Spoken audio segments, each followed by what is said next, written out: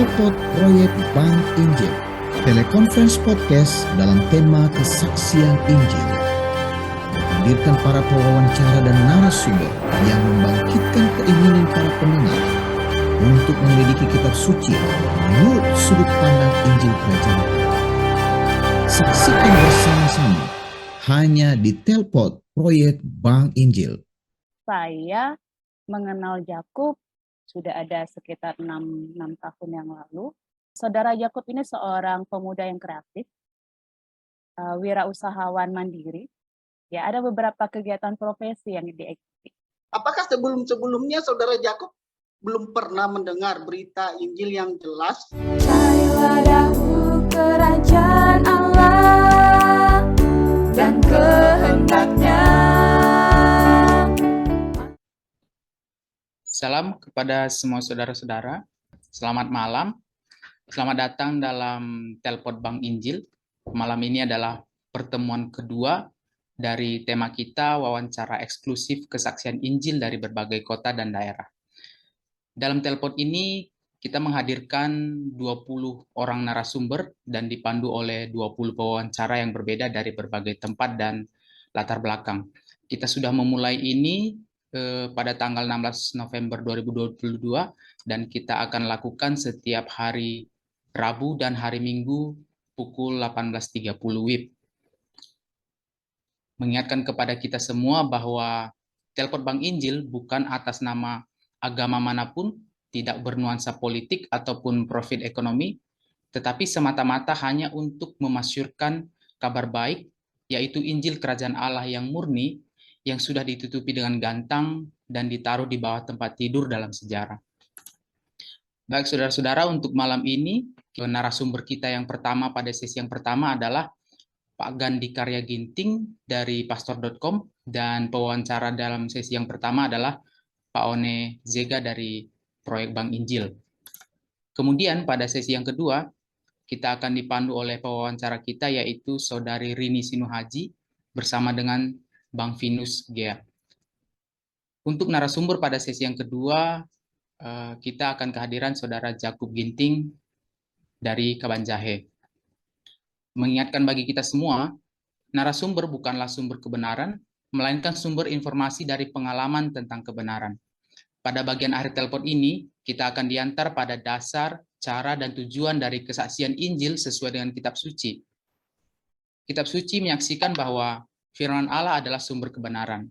Isa atau Yesus bersabda, "Akulah kebenaran." Itu sebabnya kita sangat menghargai para narasumber kita dan menantikan mereka berbagi pengalaman istimewa pada pertemuan kita malam ini.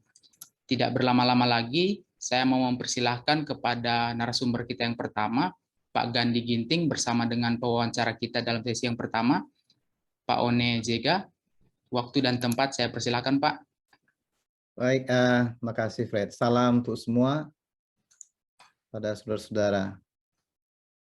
Dan terima kasih ya, selamat datang secara khusus kepada Pastor Gandhi. Pak Gandhi bisa bersama dengan kita pada sore ini atau malam ini.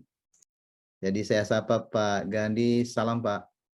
Salam. Apakah Pak Gandhinya ada atau sempat keluar ya? Keluar itu Pak, tidak ada. Nah, sepertinya ada gangguan ini Pak. Di sini dalam list partisipan Pak Gandhi sudah tidak dalam list. Mungkin kita bisa bantu untuk menghubungi ya. Oh ya, oke, baik. Saya coba hubungi sebentar. Wah, ada informasi dari Pak Gandhi, ada masalah dengan jaringannya, belum bisa masuk ya. Saya pikir kita bisa ubah sedikit formatnya. Apakah narasumber kita yang kedua sudah standby dan pewawancara sudah oke? Kalau ini lebih dulu, gimana? Saya siap, Pak. Saya oke, Pak. Ini Pak Gandhi sudah masuk nih Pak. Sudah masuk ya Pak? Iya, di list ada ini. Iya, salam Pak Gandhi, bagaimana? Sudah bisa Pak?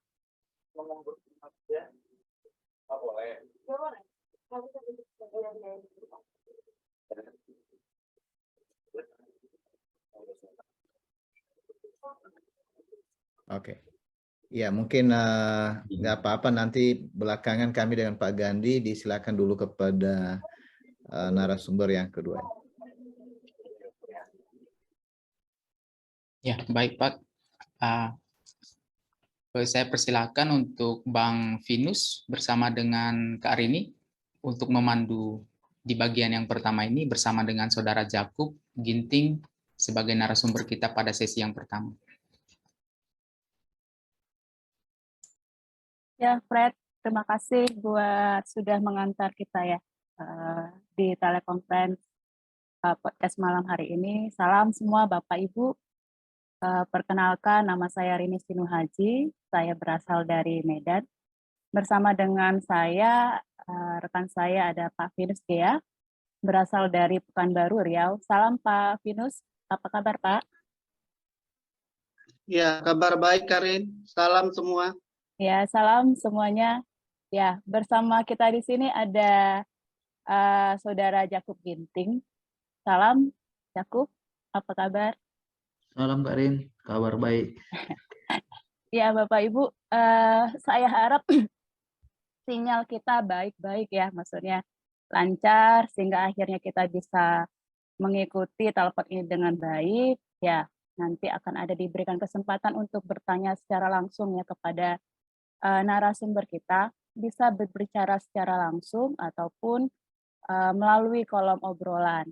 Nah, Bapak Ibu, saya mengenal Jakub ya beberapa waktu yang lalu ya, sudah ada sekitar 6 tahun yang lalu.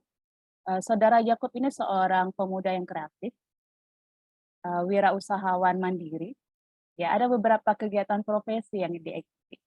Kita akan mendengarkan bagaimana kesaksian Saudara Jakub perihal bagaimana pengalaman Injilnya sampai saat ini.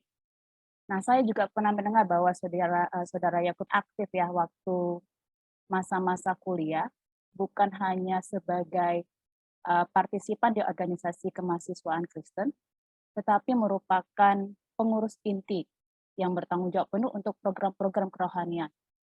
Nah, saya ingat dulu waktu saya kuliah, saya diberikan satu kakak kelompok, saya dibimbing, ada program yang diberikan pada saat itu kepada kami, proyek-proyek ketaatan. Jadi bagaimana untuk bisa intim dengan Allah. Jadi jikalau kami melakukannya dengan pencapaian target tersebut, kami dinyatakan bahwa kami melakukan kehendak Allah. Nah, ini menjadi pertanyaannya, bagaimana pada akhirnya Saudara Jakub mengenal proyek Injil? Ya, proyek Bank Injil ini. Ada apa sih di proyek Bank Injil ini? Mengapa bisa bergabung dalam proyek Bank Injil ini? Silakan, Saudara Jakub. Terima kasih Kak Rin. Salam untuk semua saudara-saudara. Senang karena ada kesempatan, ya mungkin kita sudah beberapa kali bertemu ya dengan saudara-saudara semua juga. Dan di hari ini saya diberikan waktu untuk berbagi apa yang saya alami begitu. Karena memang kan hari ini tentang kesaksian atas Injil ini temanya, maka saya akan berbagi apa yang saya alami begitu. Jadi ini tentang pengalaman yang saya sudah alami. Kalau tadi pertanyaannya, mungkin saya cerita dari pokok awal ya Kak. Tadi kan berbicara tentang aktif di dalam pelayanan seperti itu. Sebenarnya saya memulai pelayanan, sepertinya sudah mulai pelayanan namanya, waktu dimulai SMA. Dan ketika di SMA ada kepemudaan di gereja, itu saya ikutin karena ya memang seperti dilakukan oleh teman-teman juga saya ikut. Ada beberapa seperti core atau penggalian Alkitab yang dilakukan begitu. Dan saya seperti rela saja ketika setiap Sabtu pun ada PA itu seperti sebenarnya nggak terlalu saya bilang antusias juga nggak antusias sekali begitu. Tapi memang karena ini hal yang seperti diikutin, saya ikutin. Dan memang satu hal yang saya senang ketika ada diskusi begitu. Jadi ketika di PA itu biasanya ada diskusi pertama diceritakan maksudnya tentang temanya, tentang penggalian Alkitabnya, setelah itu ada diskusi gitu. Kenapa saya senang diskusi? Karena saya bisa aja cerita apa saja yang di kepala saya begitu. Saya nggak tahu ini landasan kebenarannya apa, tapi ya karena boleh cerita aja gitu. Jadi saya mengingat masa-masa waktu itu seperti ya udah apa yang ketahui, baca buku sana, baca buku sini, itu semua disampaikan begitu dan beradu teori. Dan namanya anak SMA memberikan teori begitu ya. Dan juga banyak juga anak SMA-nya begitu. Jadi seperti merasa ya, oh dia tahu ini juga, tahu itu juga begitu. Padahal sebenarnya nggak tahu apa-apa begitu. Dan juga aktif menjadi guru sekolah minggu. Dan seperti mengerjakan itu semua, ya saya seperti mengerjakan itu begitu. Lalu di kampus mulai tahun 2009 saya di kampus negeri di Medan, dan tahun 2009 sebenarnya saya kalau bahasanya kami di kampus itu dijangkau begitu. Ada kebaktiannya khusus dan ada juga penjangkauan langsung ke kampus, ke kampus lah bahasanya begitu. Jadi ada kakak senior saya yang dia sudah bukan dilantik, diutus namanya, dia diutus sudah menjadi pemimpin kelompok kecil. Jadi dia ini mencari siapa yang bisa dijangkau begitu. Dan karena dia jurusan ilmu komputer seperti sama saya, dia menjangkau ke kampusnya begitu. Karena dahulu ya seperti itulah dibagi ke berbagai jurusan begitu. Nah, singkat cerita, maksudnya waktu itu ya seperti yang saya ingat waktu itu disampaikan bahwa ini ada kelompok kecil, dan juga memang saya juga nggak paham ya itu apa kelompok kecil begitu. Tapi seperti ikutin ada di situ, dan ada bahan yang kami ikutin selama mungkin sekitar 6 minggu. Harusnya 6 minggu begitu, tapi karena kami tidak komit, kadang seperti malas juga, seperti itu sampai hampir 1 semester atau sekitar 6 bulan, 6 bahan itu seperti diselesaikan begitu. Dan ketika di bahan terakhir itu ditanya apakah mau menerima Yesus 100% sebagai Tuhan dan Juru Selamat pribadi begitu. Saya sih katakan ya saya mau begitu, tapi saya sebenarnya nggak mengerti juga itu apa begitu, karena baru di situ diceritakan. Dan saya merasa bahwa ya nggak apa-apa, maksudnya ini juga senior juga yang berbagi begitu. Jadi saya seperti ya saya bilang saya 100% percaya begitu. Lalu di 2011 disitulah mulai ditawarkan mungkin bahasanya. Karena sebenarnya kalau di pelayanan kampus itu ada seperti persiapannya, ada juga interview dan yang lain-lain begitu. Tapi saya tidak melewati itu karena ada istilah magang gitu dalam pelayanan. Jadi dalam magang itu ditanya, maksudnya mau nggak bergabung, maksudnya untuk ada job desk yang dikerjakan untuk mensupport begitu. Dan saya pikir karena saya juga di kampus dan saya ingin ada pengalaman organisasi, ya saya mau ikut begitu. Karena saya ikut di situ, coba lihat, karena saya mau menambah pengalaman organisasi juga begitu. Dan ternyata waktu di situ ya memang saya pribadi juga kalau berorganisasi saya mau kerjakan betul begitu. Jadi saya kerjakan apa yang memang diarahkan untuk dilakukan. Dan setelah itu di tahun depannya saya seperti dipersiapkan untuk menjadi pengurus saya nggak tahu, pengurus tetap mungkin begitulah. Jadi ada job desk yang memang sudah saya kerjakan, dan itu dikerjakan selama setahun begitu. Nah, sebenarnya waktu mengerjakan ini semua seperti pelayanan ini, ya saya seperti melakukan ini seperti ya berorganisasi dalam umumnya begitu. Walaupun ini secara rohani, tapi ya saya seperti melihat ini adalah hal yang dilakukan karena kita berorganisasi begitu. Sampai di tahun ketiga saya ada di situ, saya menjadi ketua dari fakultas untuk kerohaniannya. Dan waktu menjadi ketua itu, disitulah saya seperti menjadi tergoncang, karena saya seperti merasa ketika saya menjadi pemimpin bagi banyak orang, tapi saya merasa ada masalah dalam diri saya begitu. Ada seperti perasaan yang tidak, saya seperti tidak merasa, saya nggak tahu bagaimana, apakah saya berkenan kepada Allah begitu. Dan itu yang saya seperti seringkali setiap berdoa merasa bersedih begitu. Karena saya seperti menjadi pemimpin, tapi mengapa saya seperti merasa tidak berkenan kepada Allah ya begitu. Jadi itulah sebenarnya awal pencarian, sehingga akhirnya saya menemukan proyek Bank Injil begitu.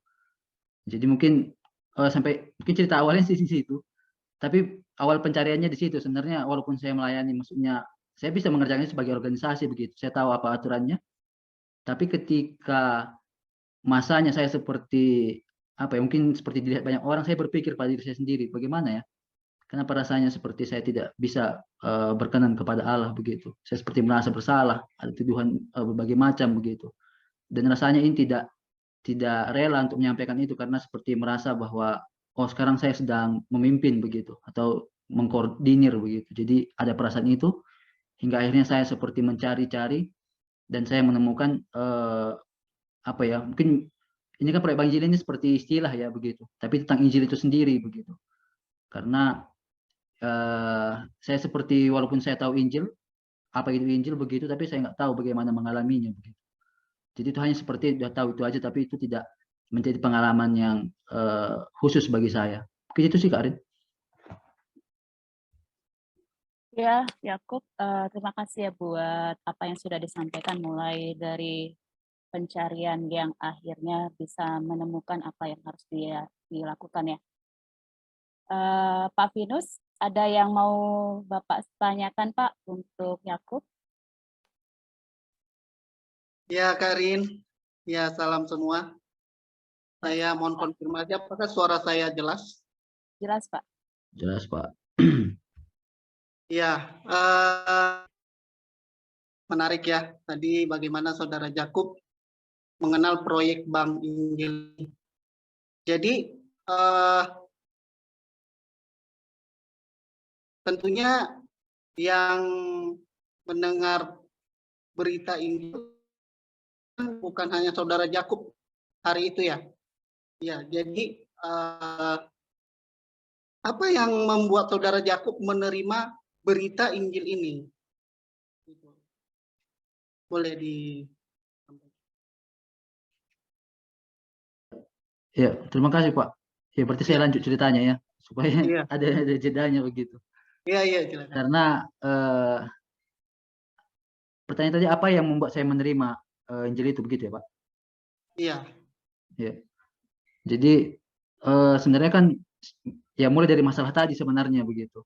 Ketika saya seperti merasa ada masalah dalam diri saya, dan saya seperti ketika saya juga jadi nggak tahu lagi, maksudnya dulu apa yang saya beritakan ya begitu. Karena setelah mengalami Injil yang jelas, saya seperti kebingungan dahulu apa yang saya beritakan kepada orang lain begitu. Karena Injil yang akhirnya kenapa ini saya bisa terima, karena itu memang betul-betul menyelesaikan masalah saya, dan masalah saya adalah dosa begitu ya. Jadi itu yang maksudnya saya seperti berusaha bagaimana supaya saya ini kan, saya menyadari bahwa saya ini banyak kesalahan begitu, saya salah terus begitu.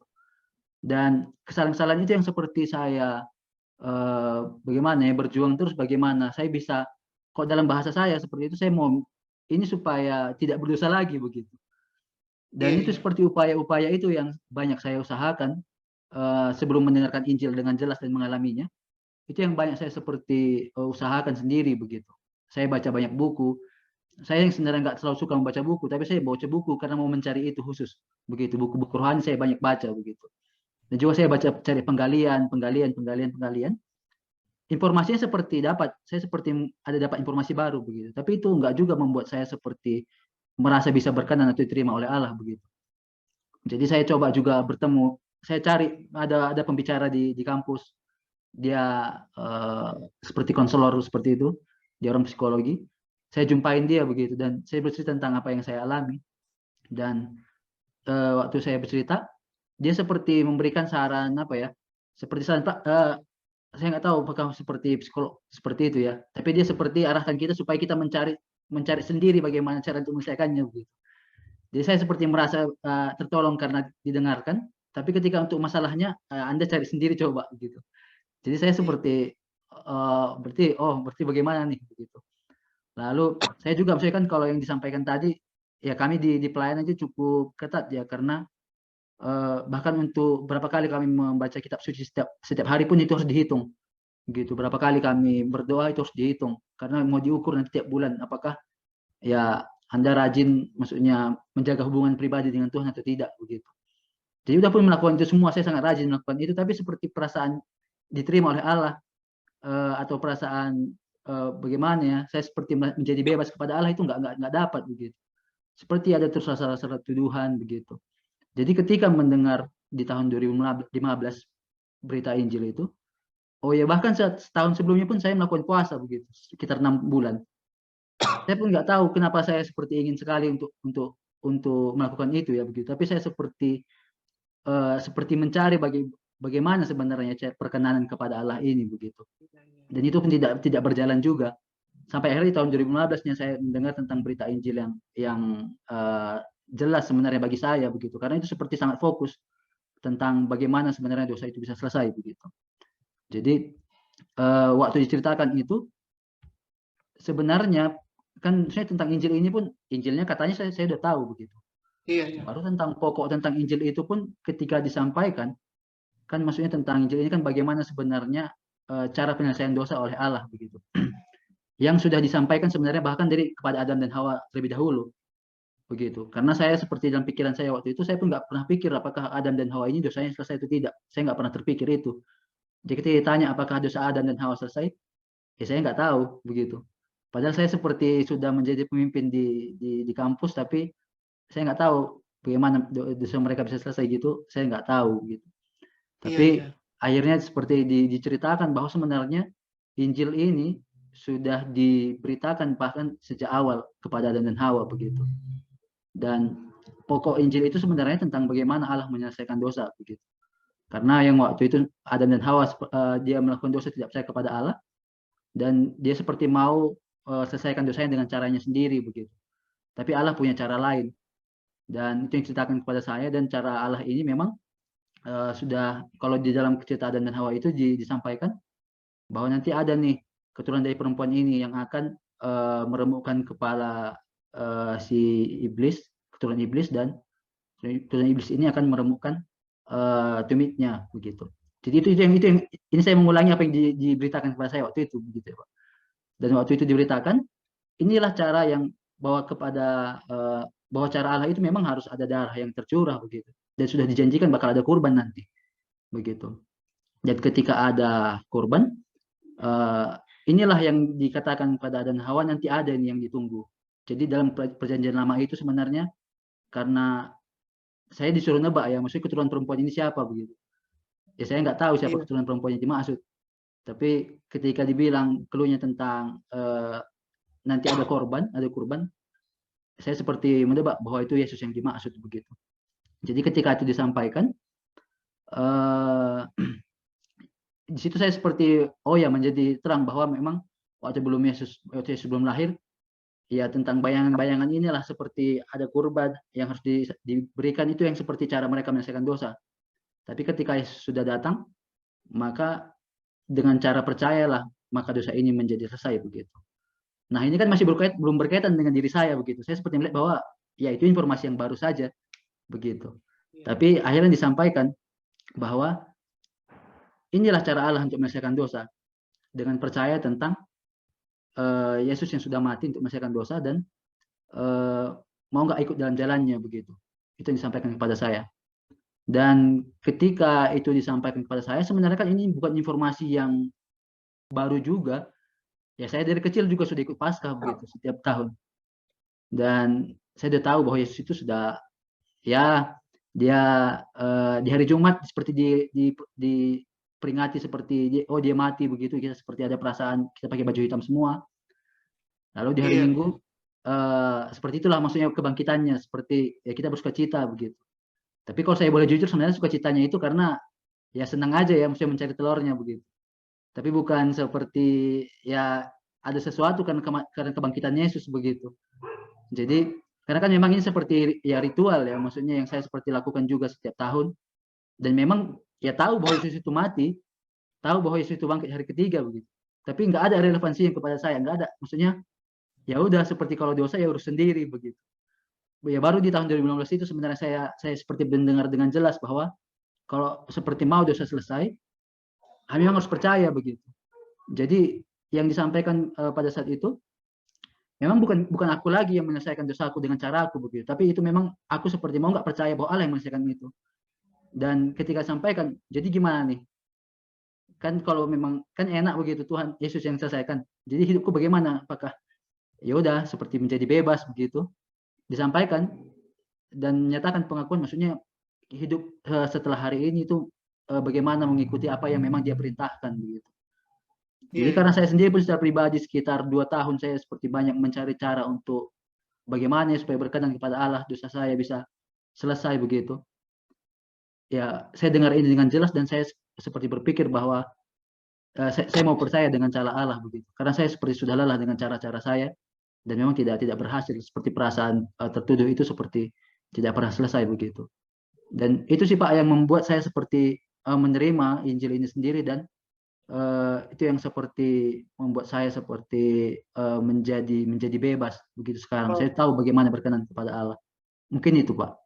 Oke, Saudara Jakub, terima kasih. Ini ada juga saya tanya sedikit aja sebentar aja. Bisa saya bertanya sedikit lagi kali ini? Masih bisa Pak, 1 menit ya Pak. Oke. Sebelum kita rehat. Jadi ini menarik ya. Kadang-kadang kan setiap persoalan hidup seseorang itu berbeda-beda ya. Tadi seperti yang dialami Saudara Jakub, karena banyak orang kan mengisi kekosongan hidupnya mencari, tapi walaupun dia mendapatkan itu, tapi enggak juga kekosongan di dalam diri itu terisi penuh. Tapi ketika mendengar berita Injil ini yang jelas, pertama kali, jadi ada dorongan ya di hati Saudara Jakub di sini. Nah, apakah sebelumnya Saudara Jakub belum pernah mendengar berita Injil yang jelas sebelum tahun 2018 itu, di mana dulu kan ada begitu banyak kegiatan rohani yang dikerjakan. Mungkin itu di KKR atau di mana tempat Saudara Jakub bergabung gitu. Baik, Saudara Yakub, sebelum dijawab, kita break dulu ya. Jadi kita tahan dulu pertanyaannya kepada Bapak Ibu sekalian. Tetap diberikan kesempatan untuk nanti bertanya langsung kepada narasumber kita, atau menggunakan ruang chat atau obrolan ya. Jadi kita istirahat, rehat 2 sampai dengan 3 menit. Kita akan kembali sesaat lagi. Terima kasih Bapak Ibu. Telpot Proyek Bank Injil, teleconference podcast dalam tema kesaksian Injil. Menghadirkan para pewawancara dan narasumber yang membangkitkan keinginan para pendengar untuk menyelidiki kitab suci menurut sudut pandang Injil Kerajaan Allah. Saksikan bersama-sama hanya di Telpot Proyek Bank Injil.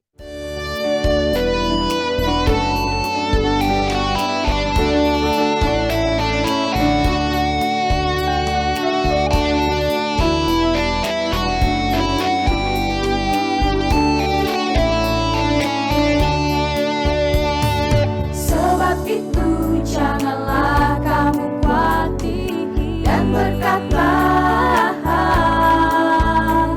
apa yang akan kami makan,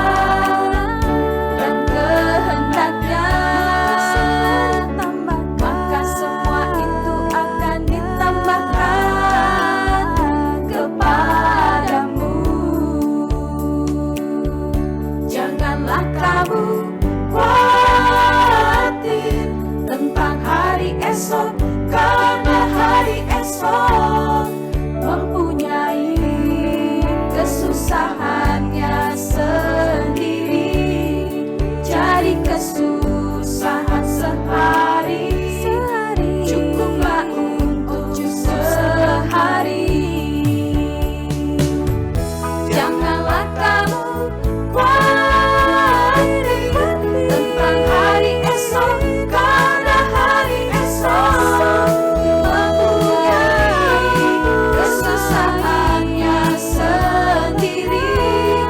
Jadi kesusahan sehari cukuplah untuk sehari. Jadi kesusahan sehari cukuplah untuk sehari. Jadi kesusahan sehari cukuplah untuk sehari. Jadi kesusahan sehari cukuplah untuk sehari.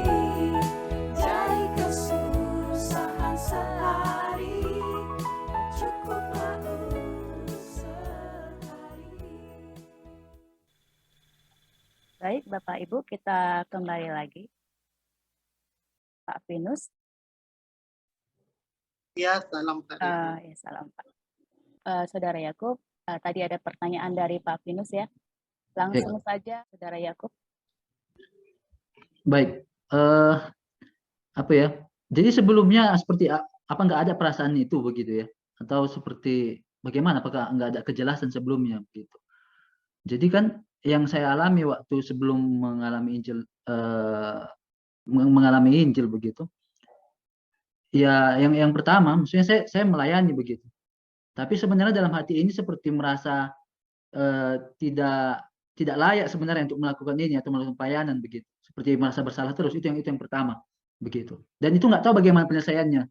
Karena maksudnya setiap kali ada pembicara juga berbagi, maksudnya seperti disampaikan dan ini bagaimana yang tentang dosa ini, semua diingatkan tentang dosa begitu. Dan seperti pesannya adalah jangan berdosa lagi dan percaya kepada Yesus, percaya maksudnya menerima Yesus sebagai Tuhan dan Juru Selamat begitu. Dan apalagi kesulitannya bagi saya waktu itu, karena saya ini sebagai pemimpin, saya sadar nih saya masih ada banyak dosa yang seperti saya lakukan ya, dan saya juga seperti merasa bagaimana ya begitu. Tapi ketika disampaikan itu nggak tahu bagaimana cara mengalami itu begitu, yang disampaikan itu. Yang ada malah seperti tertuduh. Dan ketika disampaikan kan, yang mau percaya, maksudnya silahkan berdiri, maksudnya ada doanya dan berdiri begitu. Dan saya kan seperti nggak rela, bagaimana saya berdiri. Pasti dia pembicaraan, kenapa tuh pemimpin tapi dia masih belum terima Yesus sebagai Tuhan dan Juru Selamatnya. Saya berpikir saya sudah terima Yesus sebagai Tuhan dan Juru Selamat. Pribadi, saya nggak bisa lagi berpikir apalagi yang lebih ya, selain saya bilang saya percaya begitu. Tapi kenapa mengatakan bahwa saya menerima Yesus sebagai Tuhan dan Juru Selamat tidak bisa membuat hati saya menjadi bebas? Itu sebenarnya yang seperti saya tanyakan kepada banyak orang dan nggak ada yang bisa tolong begitu. Jadi itu yang menjadi masalah begitu. Sampai akhirnya ketika berita Injil ini disampaikan, beritanya sangat jelas bahwa bukan saya lagi yang akan mengurus tentang dosa itu. Saya nggak perlu lagi berusaha untuk menyelesaikan itu. Tapi Yesus yang sudah selesaikan begitu. Yang seperti sekarang saya lakukan adalah mengikuti apa yang menjadi kehendak Kristus itu sendiri begitu. Jadi ini menjadi berbeda sekali, walaupun bagi orang mungkin kalau melakukan kehendak Allah berarti kan tidak berbuat dosa begitu. Tapi itu menjadi berbeda yang saya lihat, karena sebelumnya saya mengusahakan supaya tidak berdosa. Itu usaha saya terus. Bagaimana menjaga pikiran tetap fokus, tetap tenang, bagaimana seperti berlatih yang sana sini begitu. Tapi itu semua usahanya bagaimana supaya saya tidak berdosa lagi begitu. Tapi setelah mendengarkan Injil, usaha saya bukan itu lagi, bukan bagaimana supaya tidak berdosa, karena dosanya itu Yesus yang sudah selesaikan. Tugas sekarang saya, apa yang dia perintahkan itu yang saya lakukan begitu. Dan perintahnya sangat jelas sebenarnya. Diberitakan apa yang saya alami ini, bahwa dosa sudah selesai. Dan beritahu bagaimana mengalaminya dan ajarkan ini terus begitu. Itu sangat sederhana. Yang sebelumnya saya seperti mencari cara ini dan itu, lakukan ini dan itu, tapi fokusnya diri saya sendiri supaya tidak berdosa lagi. Dan di situ saya menjadi sangat jelas tentang berita Injil ini. Yang sebelumnya semua pembicara mengatakan bahwa percayalah Yesus sebagai Tuhan dan Juru Selamat dan jaga kekudusan diri begitu. Gimana supaya kalau misalnya tidak kudus lagi, ya minta ampun begitu. Dan saya seperti tidak kurang-kurang doa saya minta ampun ini begitu. Tapi kenapa rasanya ini tidak selesai-selesai ya? Dan seperti perasaan yang tidak nyaman terus begitu, Pak. Jadi itu yang maksudnya, walaupun seperti mendengarkan Injil sebelumnya, ya maksudnya seperti dibilang Injil itu Yesus sebagai Tuhan dan Juru Selamat, tapi itu tidak membuat saya bisa percaya bahwa dosa saya selesai begitu. Tapi karena saya harus mengusahakan lagi gimana supaya ini selesai. Mungkin begitu sih, Pak. Oke, Bang Yakub, Saudara Yakub, terima kasih ya untuk penjelasannya. Kak Rini, kita tahan dulu pertanyaan dari kita ya. Ini ada chat masuk. Ya, Silakan. Pak. Ya, makasih Pak Vinus. Jadi ada Iya. beberapa pertanyaan dari saudara-saudara. Yang pertama itu Pak Christian Nawang. Salam Pak Yakub, saya mau bertanya kepada Pak Yakub, banyak orang menyatakan untuk diselamatkan atau masuk surga, maka kita harus menerima Yesus sebagai Tuhan dan Juru Selamat. Apakah Pak Yakub juga mengalami proses itu? Atau apakah mengalami Injil adalah pengalaman yang berbeda? Nah, ini saya gabung ya Pak dengan pertanyaan Pak Roy karena hampir mirip. Salam Yakub, tadi disampaikan bahwa ketika satu masa sebelum jadi pengurus rohani di kampus, ada pernyataan menerima untuk percaya kepada Yesus, akan tetapi masih merasa pelayanan tidak berkenan kepada Allah. Apa ada perbedaan berita yang didengar waktu itu dengan belakangan? Dan apakah hal yang berbeda sekarang ya? Jadi bagaimana perbedaan ketika pengalaman dulu menerima Yesus sebagai Tuhan dan Juru Selamat dengan pengalaman mengalami Injil? Itu dari pertanyaan itu dulu ya, nanti dari Bu Ima juga ada. Terima kasih Pak Vinus. Silakan Pak Yakub. Silakan Saudara Yakub. Terima kasih Kak Arit. Mungkin pertanyaan itu apa ya? Saya pikir itu sih yang sebenarnya sangat menjadi pokok berita utamanya begitu waktu itu. Dengan menerima Yesus sebagai Tuhan dan Juru Selamat, saya ya bisa masuk surga begitu. Itu sebenarnya pokoknya begitu. Sehingga ketika menyampaikan kepada orang-orang pun, yang saya pikir waktu itu saya seperti penginjilan begitu, ya tentang bagaimana bahwa semua manusia ini akan binasa begitu. Jadi ketika binasa perlu percaya sama Yesus sebagai Tuhan dan Juru Selamat supaya diselamatkan nanti gitu dan masuk surga, mungkin gitu bahasanya gitu. Jadi itu yang maksudnya ketika tahu pun diselamatkan, tidak membuat saya seperti merasa dosa saya ini sudah selesai begitu. Jadi itu pengalaman yang berbeda sama sekali. Karena fokusnya ini ya kita sudah selamat, maksudnya seperti nanti ada gurauannya, maksudnya dulu di antara mungkin kelompok ini begitu. Jadi seperti ini kita sekarang ini kita ikut kelompok ini kan kita seperti mau mengumpulkan papan nih untuk rumah kita di surga nanti begitu. Jadi sekarang ini maksudnya ya dipersiapkan ini untuk nanti begitu. Jadi memang fokusnya di situ dan bagaimana nih supaya tidak binasa ya harus percaya Yesus begitu. Sedangkan yang sekarang saya alami dosa saya yang diselesaikan, bukan pikiran saya tidak binasa yang diselesaikan, tapi tentang dosa saya begitu. Jadi itu yang membuat akhirnya saya seperti tahu bahwa ketika dosa saya selesai, yang tidak binasa dan yang seperti kerajaan Allah itu pun saya seperti merasa bahwa itu sudah menjadi bagian saya begitu. Yang sebelumnya kerajaan bisa ke surganya begitu, maksudnya diselamatkannya tidak binasa, tapi dosa saya itu nggak selesai begitu. Tapi pikiran saya tidak binasa itu selesai, itu yang bingung. Maksudnya di situ saya seperti merasa bahwa ya ini berbeda sama sekali begitu. Dan juga kalau tadi yang disampaikan Pak Roy itu waktu saya mengingat itu pasti disampaikan, tapi tidak fokus begitu. Karena ada begitu banyak ajaran yang selama 6 pertemuan itu disampaikan dan ya kesana sini ajarannya. Jadi saya nggak tahu ini beritanya apa sekarang ya. Kalau dulu saya kan seperti dengar-dengar aja, maksudnya ya itu benar, itu baik begitu. Tapi saya nggak tahu apa fokus utamanya begitu. Tapi setelah maksudnya mendengarkan Injil ini dan bersama dengan proyek Bank Injil, itu menjadi terang sekali apa pokoknya sebenarnya, apa intinya. gitu. Jadi itu yang membuat ini, maksudnya masalah utama saya tadi menjadi selesai. Yang sebelumnya mungkin mereka cerita Injil, tapi ceritakan lagi tentang macam-macam lah, saya nggak ingat lagi semua begitu. Tapi semua permasalahan-permasalahan hidup ini dibahas begitu. Dan itu yang membuat maksudnya mungkin juga diberitakan begitu, tapi menjadi sangat lebar sehingga saya nggak tahu ini fokusnya apa begitu. Mungkin itu, Kak. Baik, terima kasih Saudara Yakub sudah memberi jawab. Ini ada pertanyaan dari Ibu Ima. Setelah mengalami Injil, kan, Bapak harus menceritakan pengalaman tersebut kepada orang-orang terbuka yang dijumpai.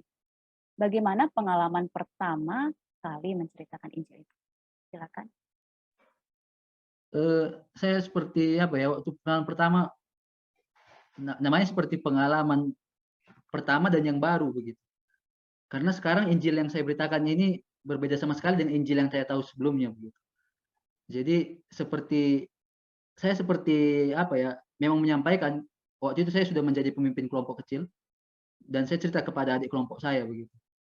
Tapi yang menjadi apa ya, saya seperti melihat bahwa saya masih seperti bias menyampaikan pengalaman Injil saya begitu.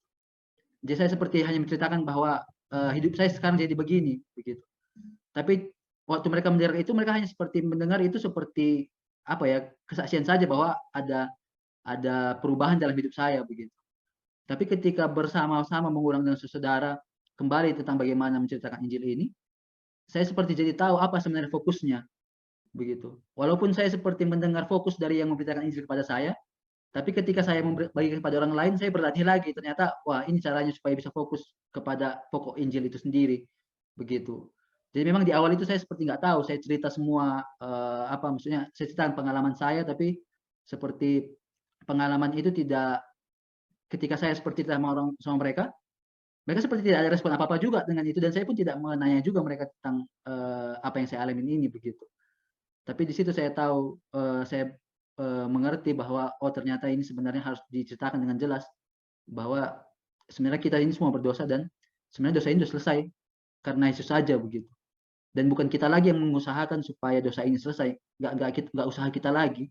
Kita cukup percaya, dan yang kita lakukan sekarang adalah bagaimana melakukan yang dia kehendaki begitu. Itu kira-kira pokoknya yang setelah itu saya fokuskan, maksudnya cerita kepada orang-orang begitu.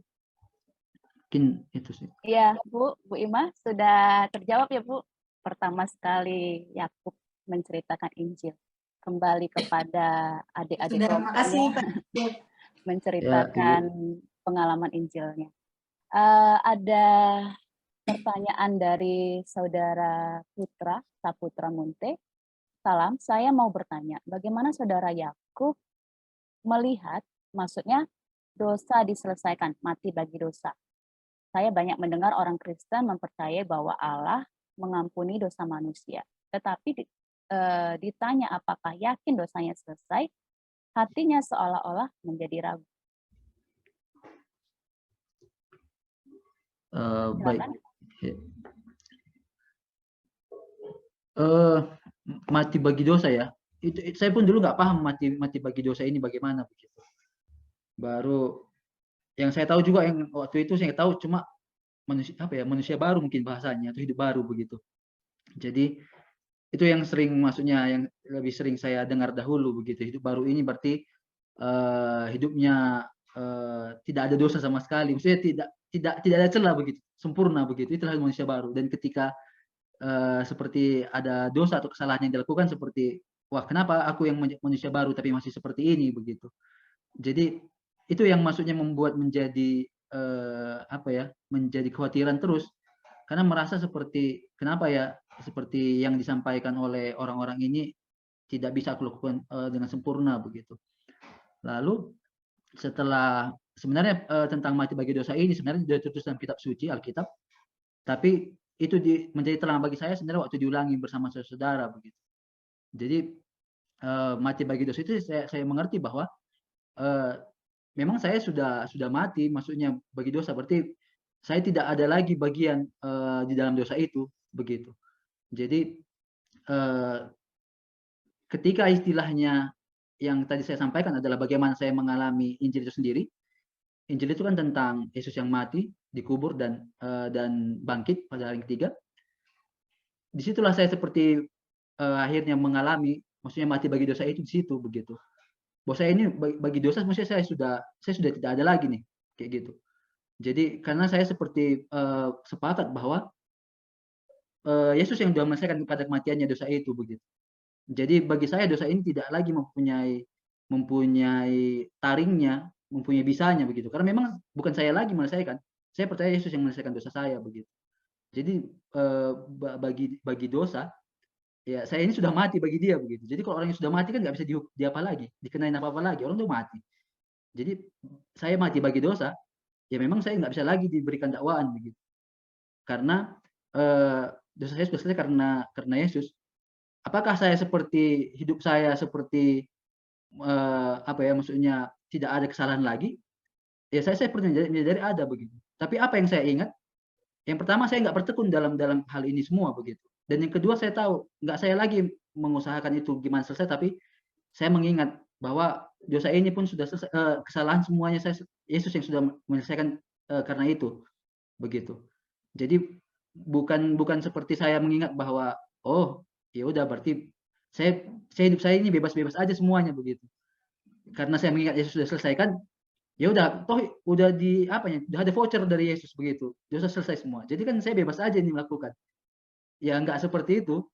Tapi saya seperti tahu bahwa karena saya sudah menyatakan bahwa saya hidup sekarang untuk melakukan bagi apa yang Dia kehendaki begitu. Jadi itu yang saya seperti melihat tentang mati bagi dosa itu ya. Mungkin begitu sih, Kak. Ya, makasih Saudara Yakub. Ini ada dari Pak One. Pernyataan dari Saudara Yakub ini menarik. Setelah saya mendengar dan menerima Injil, saya tidak perlu mengusahakan dan berjuang agar dosa-dosa saya bisa terhapus. Tetapi saya berjuang untuk melakukan kehendak Al-Masih atau Kristus. Penghapusan dosa bukan urusan saya karena itu urusan Allah. Urusan saya adalah percaya dan menerima penyelesaian dosa yang Allah buat itu dalam Injil, dan saya hidup dalam Injil itu. Apa saja yang dilakukan untuk hidup dalam Injil? Ini boleh dijawab atau tidak? Karena kedua hal di atas menjadi kebingungan besar bagi banyak orang Kristen. Ya, saya lanjut ke Pak Roy. Ini ada tanggapan tadi ya. Terima kasih Pak Yakub dari yang disampaikan bahwa dahulu melihat berita yang disampaikan banyak tidak kelihatan berita utama adalah Injil atau berita tentang pertobatan dan pengampunan dosanya. Nah, ini ada dari Bu Debi. Saya mau bertanya, bagaimana Saudara Yakub melawan pencobaan? Silakan Yakub. Baik. Sebentar saya. Alvinus tadi mic-nya tadi. Ini mungkin Saudara Yakub bisa menjawab dengan mungkin sependek mungkin karena waktu kita. Jadi saya kira pertanyaan kita juga masih banyak, masih ada beberapa yang belum lagi ya. Tapi kita lihat tadi ada banyak pertanyaan dari obrolan yang masuk ya. Iya. Kita mungkin biar ini bisa terjawab semua dari pertanyaan yang di obrolan itu. Ya. Oke, silakan. Ya. Silakan Saudara Yakub. Baik. Ya. Nanti kan ini seperti apa ya? Banyak pertanyaan dan kita seperti bisa juga maksudnya nanti berbagi juga ini di waktu yang lain ya gitu. Jadi tadi pertanyaan dari Ibu Debbie bagaimana ya tentang pencobaan gitu ya Kak. Ya. Jadi memang itu yang saya seperti hari-hari awal maksudnya setelah saya mengalami Injil itu yang saya seperti lihat bagaimana ini percobaan ini begitu. Dan yang jadi masalah di awal itu setelah saya mengalami Injil, dalam hati saya seperti berpikir, wah saya ini berdosa lagi begitu. Dan ketika saya seperti berdosa lagi, saya seperti meragukan. Jadi bagaimana? Apakah saya sudah mengalami Injil ini sebenarnya begitu? Jadi ketika bertemu dengan saudara, dan ini pengalaman saya, bagaimana saya mengalami, ketika melawan pencobaan. Yang pertama yang saya seperti akhirnya jelas, saya pertama harus mengingat dulu apa yang saya alami dulu gitu. Karena ketika saya seperti ada pencobaan gitu, saya mengingat bahwa seluruh dosa saya kan saya sudah ingat waktu pengalaman itu kan saya sudah ingat bahwa ini sudah selesai karena Yesus begitu. Jadi saya nggak lagi seperti apa ya, nggak, aduh bagaimana ini, aduh harusnya bagaimana yang kemarin itu betul nggak begitu. Bukannya saya meragukan, tapi saya mengingat bahwa ya saya sudah selesai kok. Tinggal sekarang bagaimana saya memperbaiki terus supaya saya tahu bagaimana melakukan sesuai dengan kehendak Allah itu begitu. Jadi yang pertama saya harus mengingat dulu apa yang sudah saya alami begitu. Dan yang kedua, ketika seringkali yang saya alami, kalau saya sendiri mengingat tentang Injil ini, kadang saya seperti berdiskusi atau berperang dengan pikiran saya sendiri. Belum pengalaman kemarin belum jelas itu. Tapi ketika dengan saudara-saudara, itu menjadi terang bahwa pengalaman ini sudah jelas. Benar ya, memang dosa kita sudah selesai karena Yesus yang menyelesaikan. Jadi ketika mengulangi Injil bersama saudara, itu menjadi teguh dan mengingat kembali bahwa ya itu yang aku percaya, itu yang aku sudah pegang, itu yang aku sudah ikrarkan begitu.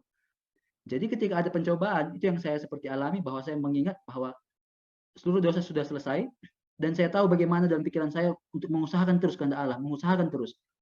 Saya nggak seperti berpikir bagaimana supaya nggak pencobaan ini begitu. Karena ketika saya mengusahakan kehendak Allah, saya nggak berpikir tentang pencobaan. Yang dahulu, saya banyak pikir tentang pencobaan. Saya lelah sekali. Dan tidak melakukan kehendak Allah. Begitu. Jadi, sekarang ini saya seperti tahu bahwa saya mau melakukan kehendak Allah aja begitu.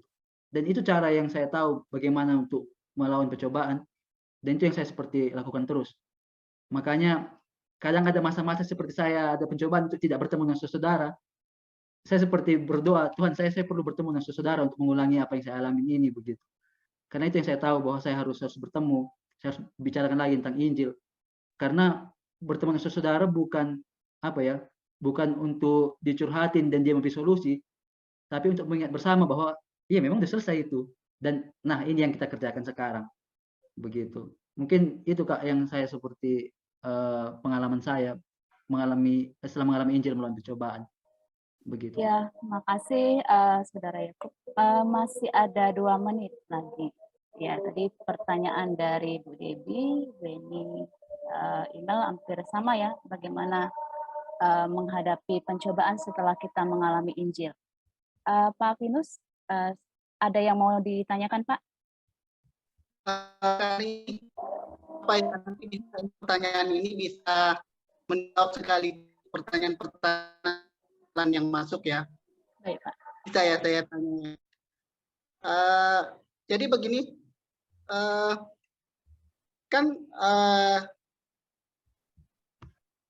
sejak mengalami Injil tahun 2015 sampai hari ini, kenapa apa yang membuat Saudara Yakub bertahan sampai hari ini dan seterusnya? Terus apa saran bagi orang-orang di luar sana supaya kan masih banyak orang yang mencari, tetapi ada banyak orang yang tidak tahu cara mendapatkannya. Jadi apa saran dari Saudara Yakub? Berarti ada 2 pertanyaan gitu ya. Jadi bisa mencakup nanti jawaban dari obrolan itu. Oke, itu bisa yang saya tanyakan. Terima kasih. Karini, ya. Iya, itu menjadi pertanyaan terakhir ya untuk sesi ini. Tadi apa yang Saudara Yakub sarankan? Jadi karena kemungkinan besar kan di luar sana banyak yang mencari, namun tidak tahu bagaimana mendapatkan Injil itu. Silakan. Baik, ada 2 ya. Tadi bagaimana bertahan, dan yang kedua bagaimana supaya orang yang mencari ini bisa mendapat begitu. Karena saya pun dulu mencari dan saya syukurnya saya mendapat ya begitu. Jadi untuk bertahan, karena Injil ini kan saya ini orang yang memang juga karena maksudnya seperti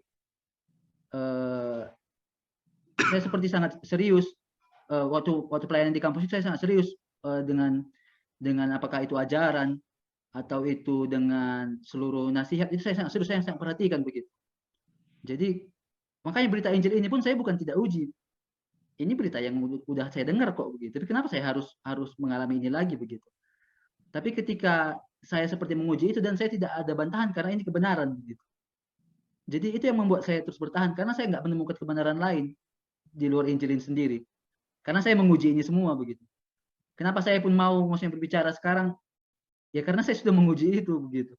Dan saya seperti berani menyatakan bahwa Injil yang saya alami ini benar begitu. Karena itu sudah saya alami dan bagaimana saya membantah apa yang saya alami begitu. Jadi kenapa bertahan? Karena saya nggak melihat, saya sudah mencoba banyak cara. Bagaimana supaya dosa selesai? Bagaimana supaya berkenan kepada Allah? Nggak selesai-selesai, nggak berkenan-berkenan. Tapi ketika mengalami Injil ini, ya memang ini caranya begitu. Dan saya selalu berpikir ketika ada pencobaan kadang datang seperti berpikir, aduh, bagaimana apa saya tinggalkan aja? Saya pun kadang kenapa ya berpikir seperti itu begitu. Tapi ketika mencari sana sini nggak ada di luar ini, nggak bisa lagi begitu. Karena inilah kebenaran, dan ketika kita melihat menguji hal yang lainnya, ya kebenaran ini yang akan menyingkapkan begitu. Jadi saya nggak tahu kalau ada saudara yang seperti sedang ada keraguan begitu, maksudnya seperti menguji ini begitu.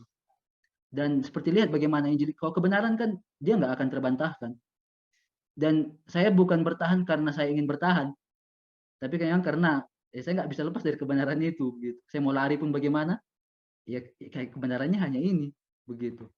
Jadi itu yang membuat saya seperti rela untuk mengerjakan ini semua di dalam seluruh pelayanan atau pengabdian saya.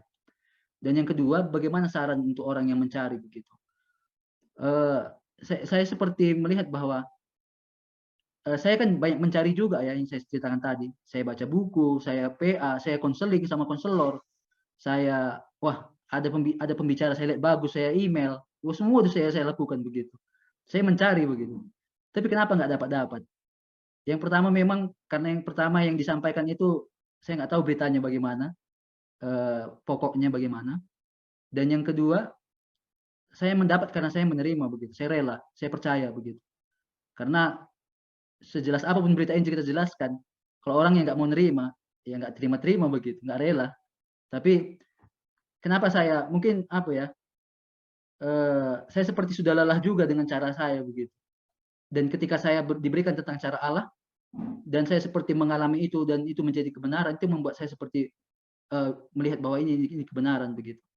Karena ketika orang masih mencari dan dia seperti masih tidak rela dan tidak seperti menguji pengalaman itu membuat dia seperti tidak bisa menemukan ini begitu. Karena Injil yang saya alami, Injil tidak seperti saya nyatakan bahwa ya dosaku selesai karena percaya Yesus menyelesaikan dosa dan aku hidup di dalamnya begitu. Tapi aku seperti melakukan apa yang seperti yang dia kehendaki, dan aku seperti menguji bagaimana di dalam hidupku begitu. Aku seperti memperhatikan semua bagaimana mengalami ini begitu. Jadi itu yang membuat aku tidak bisa keluar dari Injil ini sendiri. Dan ya kenapa aku dapat juga karena aku menerima itu menjadi kebenaran begitu. Dan aku pikir juga nggak bisa kalau bukan Roh yang membukakan itu begitu. Ya. Karena sejelas-jelasnya yang diceritakan waktu itu yang udah ku dengar juga sebelumnya begitu. Tapi untuk percaya kepada itu, aku percaya maksudnya ya memang Roh yang menuntun aku untuk menyatakan itu, bahwa ya aku percaya bahwa Yesus yang menyelesaikan dosa aku, dan sekarang aku ikut dia dengan apa yang dia mau aku lakukan begitu. Mungkin Ya. itu sih Pak.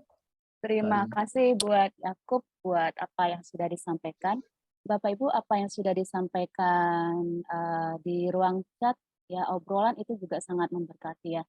Jadi ada beberapa pernyataan dan juga pertanyaan bisa jadi belum sempat terjawab ya, karena waktu kita sudah habis. Dari apa yang disampaikan oleh Saudara Yakub tadi, bahwa cara Allah untuk menyelesaikan dosa dan menyelesaikan masalah itu pasti berbeda dengan cara manusia. Cara Allah hanya satu di dalam Injil. Terima kasih buat Saudara Yakub. Terima kasih Pak Vinus. Saya kembalikan kepada Freddy.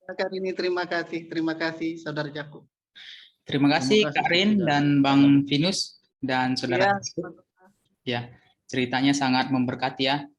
Meskipun ada banyak pertanyaan yang belum terjawab, dipersilakan juga kepada saudara-saudara melalui ruang chat untuk masih boleh bertanya kepada Saudara Jakub, atau bahkan boleh saling bertukar nomor. Di luar telekonferensi ini pun kita masih bisa saling terhubung ya. Karena sesi ini sudah berakhir, kita akan langsung saja masuk kepada sesi yang kedua bersama dengan Pak One dan Pak Gandhi Ginting. Saya langsung persilakan, boleh membuka kamera Pak? Baik, ya. Makasih Fred. Kasih sekali lagi untuk sharing dari kesaksian Saudara Jakub dan apa yang sudah diantar oleh Rini dan Venus. Ini sangat memberkati ya. Ada banyak hal mungkin yang bagi beberapa orang masih bingung, tetapi kalau ini sering terus diperdengarkan maka ada sesuatu yang menjadi lebih terang. Baik, saya menyapa langsung Pak Gandhi, Pastor Gandhi. Halo Pak, apakah sudah bisa join Pak? Tadi saya lihat sudah masuk ya. Ini sepertinya udah keluar lagi ya, Pak Iya, Gandhi. sepertinya ada masalah ini, Pak. Wah, kami sempat komunikasi di WA, tetapi gangguan terus katanya hujan deras di Lumpakam ya. Mohon maaf kepada saudara yang menantikan narasumber kita yang kedua malam ini belum bisa bersama-sama karena ini memang masalah jaringannya. Ini kesulitan kalau di jaringan. Kan kalau dalam jaringan yang hilang jaringan. Kalau di onsite yang hilang kendaraan atau misalnya nggak bisa datang, selalu ada masalah gitu kan. Nampaknya tidak ada yang mudah dalam bentuk-bentuk pertemuan. Oke, kita bisa diskusi sebentar. Saya ada yang saya mau bagikan nanti sebenarnya di akhir, tetapi beberapa pertanyaan memang yang saya mau sampaikan kepada Pak Gandhi tidak bisa didengar jawabannya malam ini karena orangnya tidak bisa bersama. Kalau ada yang mau bicara langsung dulu mungkin diberi kesempatan. Langsung saja di antara teman-teman bisa raise hand atau bisa buka mikrofon kalau ada yang mau bicara langsung. Atau karena ada pertanyaan tadi sepertinya tidak kesampaian, dan ini boleh disampaikan. Salam Pak. Ya, salam Rin, silakan. Ya, di ruang chat ada yang menarik Pak. Di situ maaf saya nggak bisa baca Pak siapa ya yang dari inisial I. Di sini dibuat namanya proses bertumbuh. Kalau tidak bertumbuh maka tidak ada berbuah. Mungkin itu bagaimana ya Pak untuk bisa menurut dalam kitab suci ya. Bagaimana proses bertumbuh, bagaimana pada akhirnya itu tidak berbuah ataupun berbuah itu boleh dijelaskan Pak. Baik, makasih Ren. Mungkin menolong tadi kan ada yang sudah dibagikan Saudara Jakub dan itu sangat memberkati karena kalau orang sudah mati, maksudnya bagi dosa sebenarnya itu kan urusan Allah. Mati itu berarti pemisahan. Jadi ini yang paling mahal itu adalah pemisahan dulu. Di mana-mana orang suka berbicara tentang bertumbuh dan berbuah. Dulu di lingkungan ini saya diundang sampai saya berkata, oke saya tunggu 3 tahun. Maksudnya 3 tahun, saya tidak mau diundang lagi untuk berbicara. Kenapa? Karena orang mengharapkan terus pertumbuhan dalam khotbah diminta saya topik ini. Bertumbuh itu tidak mungkin kalau tidak mati lebih dulu. Karena bagaimana bertumbuh yang sedang hidup dalam dosa? Orang yang hidup dalam dosa berarti dia bertumbuh di dalam mana?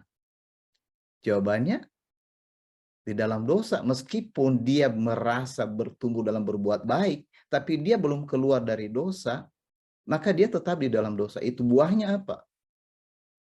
Jadi itu sebabnya sangat berisiko bagi banyak orang yang kelihatan bahkan giat menginjil, tapi dia belum selesai dengan hukum utama itu, yaitu dosa. Hukum pertama itu maksudnya itu yang terjadi dengan masalah utama. Maksudnya masalah utama bukan hukum utama. Masalah utama itu yaitu dosa. Jadi harus dipisahkan antara dosa dan pencobaan. Banyak para pembicara yang membuat orang bingung karena mereka tidak bisa menjelaskan pemisahan antara dosa dan pencobaan. Makanya nanti kan ketika seseorang mau mencari jalan supaya mendapat penyelesaian dosanya, diberi jalan keluar ada beberapa, misalnya banyak berdoa, banyak baca Alkitab, pergi menginjil, lakukan persekutuan. Padahal itu bukan jawaban untuk penyelesaian dosa. Jawaban penyelesaian dosa itu adalah Injil. Yaitu Kristus telah mati karena dosa-dosa kita. Nah pertanyaannya, kalau begitu apa jawaban untuk hidup di dalam Kristus? Nah bisa satu orang membacakan Roma pasal, tadi sih saya sudah tulis, Roma pasal 6 ayat 1-4. Karena ada 3 kata di sana, satu mati bagi dosa, kemudian dibaptis dalam baptisan kematian, dan terakhir tadi hidup dalam hidup yang baru. Nah Saudara Yakub sempat singgung itu tadi, hidup dalam hidup baru, itu yang sering didengar daripada mati bagi dosa. Karena orang lebih suka hidup baru kan daripada mati bagi dosa. Betul nggak? Kenapa lebih suka hidup baru tapi nggak mau mati bagi dosa? Itu lucu ya. lebih suka berhasil tapi tidak mau memulai. Nah, itu kebanyakan orang kan, mimpinya berhasil tapi tidak memulai bagaimana, tidak mau tahu bagaimana proses memulai supaya berhasil. Kepinginnya masuk surga tapi tidak mau pisah dengan dosa, kan begitu. Disilakan siapa yang bisa baca Roma pasal 6. Saya baca. Silakan Pak. Jika demikian, apakah yang hendak kita katakan? Bolehkah kita bertekun dalam dosa supaya semakin bertambah kasih karunia itu? Sekali-kali tidak. Bukankah kita telah mati bagi dosa? Bagaimanakah kita masih dapat hidup di dalamnya? Atau tidak tahukah kamu bahwa kita semua yang telah dibaptis dalam Kristus telah dibaptis dalam kematiannya? Ya. Dengan demikian, kita telah dikuburkan bersama-sama dengan Dia oleh baptisan dalam kematian, supaya sama seperti Kristus telah dibangkitkan dari antara orang mati oleh kemuliaan Bapa, demikian juga kita akan hidup dalam hidup yang baru. Baik, makasih Pak. Jadi ini sebenarnya kesaksian Injil yang hebat. Ini kesaksian mujizat tertinggi. Tidak ada kesaksian lain daripada yang paling mahal selain daripada mati bagi dosa. Kalau seseorang pernah mati dalam tubuh, lalu dibangkitkan kembali, tapi mati lagi, tapi tidak selesai dosanya, itu bukan pengalaman mujizat yang hebat. Saudara boleh membaca atau mencari tahu tentang informasi itu di mana-mana, apalagi di internet. Banyak pengalaman yang ajaib. Kadang-kadang dianggap seperti sesuatu yang terjadi seperti telepati, atau maksudnya ketika orang ditabrak tiba-tiba hilang dan sudah ada di tempat lain. Dan itu seperti dimiripkan dengan peristiwa Filipus yang dibawa oleh Roh. Itu tidak sama. Makanya kadang orang berkata kita bisa buat mujizat. Bisa, saudara, kenapa tidak? Tapi persoalan mujizat yang dibuat itu, jadi makanya kenapa bisa diizinkan buat mujizat tanpa Injil? Karena memang mujizat itu bukan Injil. Oleh sebab itu tidak perlu ada diskusi juga seolah-olah mujizat dia tidak dari Allah, mujizat ini dari Allah. Yang mau kita nantikan apakah seseorang akhirnya mati bagi dosa karena apa yang dia temukan dari pendahulu-pendahulu Injil itu, termasuk mujizat, termasuk tanda, termasuk pengetahuan yang hebat. Misalnya penelitian sejarah. Kan ada perbandingan agama dengan penelitian yang hebat yang membuktikan bahwa Alkitab itu benar. Itu pengetahuan, itu bukan Injil. Itu belum dapat apa-apa tentang pengalaman Injil.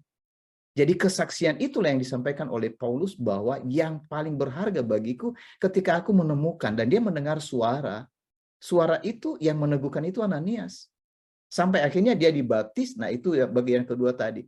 Setelah mati bagi dosa, dibaptis dalam baptisan kematian. Nah, banyak kan para ahli berkata, itu kan baptisan dalam kematian itu bukan berhubungan dengan baptisan air, tetapi bagaimana seseorang masuk dalam Kristus. Oh ya, iya, itu benar. Tapi perilaku yang dinyatakan tentang mati bagi dosa dengan dibaptis dalam baptisan kematian, wujudnya seperti apa? Setiap yang dilakukan di dalam Al-Masih selalu diberi tanda oleh Al-Masih. Ada 3 sebagai bukti penyerahan diri dalam fisik. Pertama, ketika seseorang menyatakan bahwa dia ikut Al-Masih, yang dialami pertama itu baptisan dalam air. Karena itu melambangkan bahwa dia bersama seperti Al-Masih mati, dikubur, dan hidup kembali. Makanya baptisan itu jangan sampai 1 jam. Kan? Kalau 1 jam di dalam air kan habis lah itu kan. Atau 1 menit. Dulu ada di Medan itu baptis karena belajar baptisan. Dia lupa kata-kata, udah ditenggelamkannya kepala orang. Dia baru tanya-tanya, apa kata-kata sesudah itu? Ya. Tidak harus lama, apalagi berdoa buat apa namanya, nyanyi sampai 1-2 lagu di dalam kolam, kan baru naik di atas sudah kedinginan orang di dalam kolam, tapi dianggap itu sebagai kepenuhan. Saudara masuk di dalam air, udah masuk air keluar. Itu bukan ritual yang hebat, tetapi suatu pembuktian bahwa aku ini rela sama seperti Kristus, telah direndahkan di bawah tanah. Karena air itu kan seharusnya dia lebih rendah dari bawah tanah, karena dia mencari tempat yang paling rendah. Jadi kita berada di bawah itu. Kristus berada di bawah tanah. Jadi dia ikuti semua termasuk baptisan Yohanes dan juga sampai baptisan bahkan maksudnya mati gitu. Nah, nanti berikutnya itu ya betul-betul mati. Nah, jadi tadi baptisan. Yang kedua itu perjamuan. Perjamuan Tuhan itu tidak sama dengan perjamuan kudus. Perjamuan Tuhan itu adalah perjamuan yang menyatakan hal yang paling penting berhubungan dengan apa yang dinyatakan oleh Al-Masih, tubuh dan darah, roti dan anggur. Jadi itu nggak bisa diubah maknanya dengan apa yang kita pikir kita buat ini sebagai yel-yel kita gitu kan. Dan yang ketiga itu pembasuhan kaki. Pembasuhan kaki itu bukan sesi minta maaf. Kan? Itu kan dibuat jadi apa namanya, sesi menangis, dibasuh kakinya, entah apa yang diomongin, nggak tahu apa di sana sampai orang nangis-nangis. Kan? Itu pembasuhan kaki, itu penyataan bahwa aku mengabdi kepadamu sama seperti Kristus. Jadi mengabdi kepada saudara lebih sulit daripada mengabdi bagi orang lain. Al-Masih memberi pesan ini, sama seperti aku di antara kamu. Kalau aku guru dan Tuhan, aku membasuh kakimu. Kalau begitu kamu harus saling membasuh kaki. Nah, di sini kita lihat bahwa begitulah hidup dalam Kristus. Itu makanya mati bagi dosa, dikubur dalam baptisan kematian, dan hidup dalam hidup yang baru. Nah, kalau kita dapatkan ini, kita jadi mengerti bertumbuh dan berbuah. Tumbuh itu apa? Tumbuh itu berarti hidup terus-menerus dalam Kristus, bukan bertumbuh tambah tinggi. Konsepnya kan bertumbuh, kita merasa bahwa lebih baik dari hari sebelumnya, dan hari kemarin lebih bagus. Tidak ada. Tidak ada pengertian itu dalam kitab suci. Bertumbuh itu adalah apa yang diterima di hari pertama tentang Injil tetap dibawa dengan nilai yang sama di hari pertama. Jadi itu mutiara itu nggak bertumbuh. Mutiara itu terus dibawa sampai mati.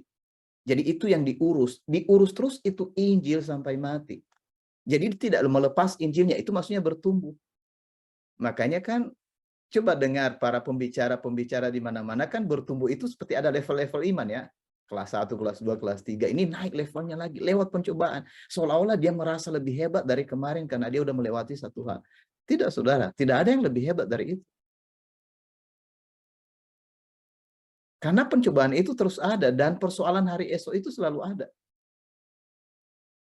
Itu poin penting di sana. Jadi bertumbuh dan berbuah itu apa? Banyak orang berkata berbuah itu karena banyak jiwa dibawakan. Tidak.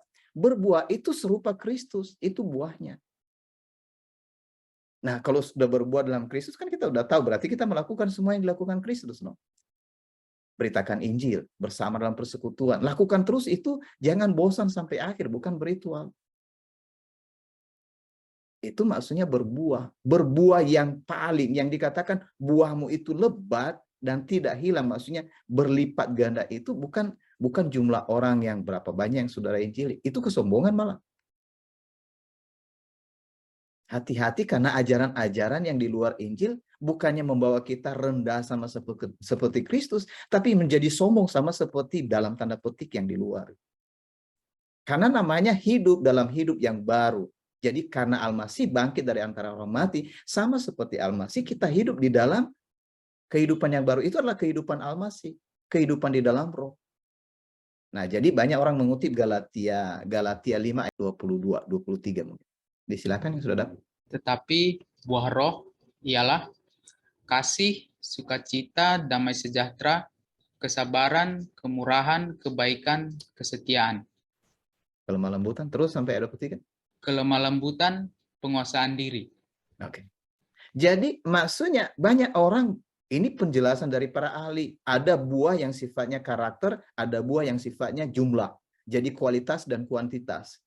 Nah, ini betul-betul membuat orang jadi mengejar sesuatu yang bukannya mereka semakin serupa Kristus, tapi mereka kembali kepada cara dunia dulu. Karena kalau kita sudah hidup dalam Kristus, itu otomatis melekat dalam diri kita, karena itu dihasilkan oleh roh. Sama seperti yang saya sampaikan saudara Yakub tadi, ini kan saya berfokus saja melakukan kehendak Kristus. Kita udah tahu kehendak Kristus itu sama seperti kehendak Allah kan. Waktu di tubuh Al-Masih, berdoa begini sebelum diserahkan di Taman Getsemani itu dia berkata apa? Ya Bapa, kalau boleh cawan ini lalu daripadaku. Maksudnya kalau boleh Bapak, aku jangan mati karena dosa dunia. Karena waktu dia dibaptis kan sudah ditahbiskan itu di atasnya bahwa dia menjadi penyelesai dosa. Lihatlah anak domba Allah yang menghapus dosa dunia. Itu sudah dinyatakan. Dan di akhir, di waktu-waktu sudah dekat, dia berdoa begini, kalau boleh Bapak, Janganlah aku mati. Janganlah murka itu ditimpa kepadaku. Tetapi diberi catatan.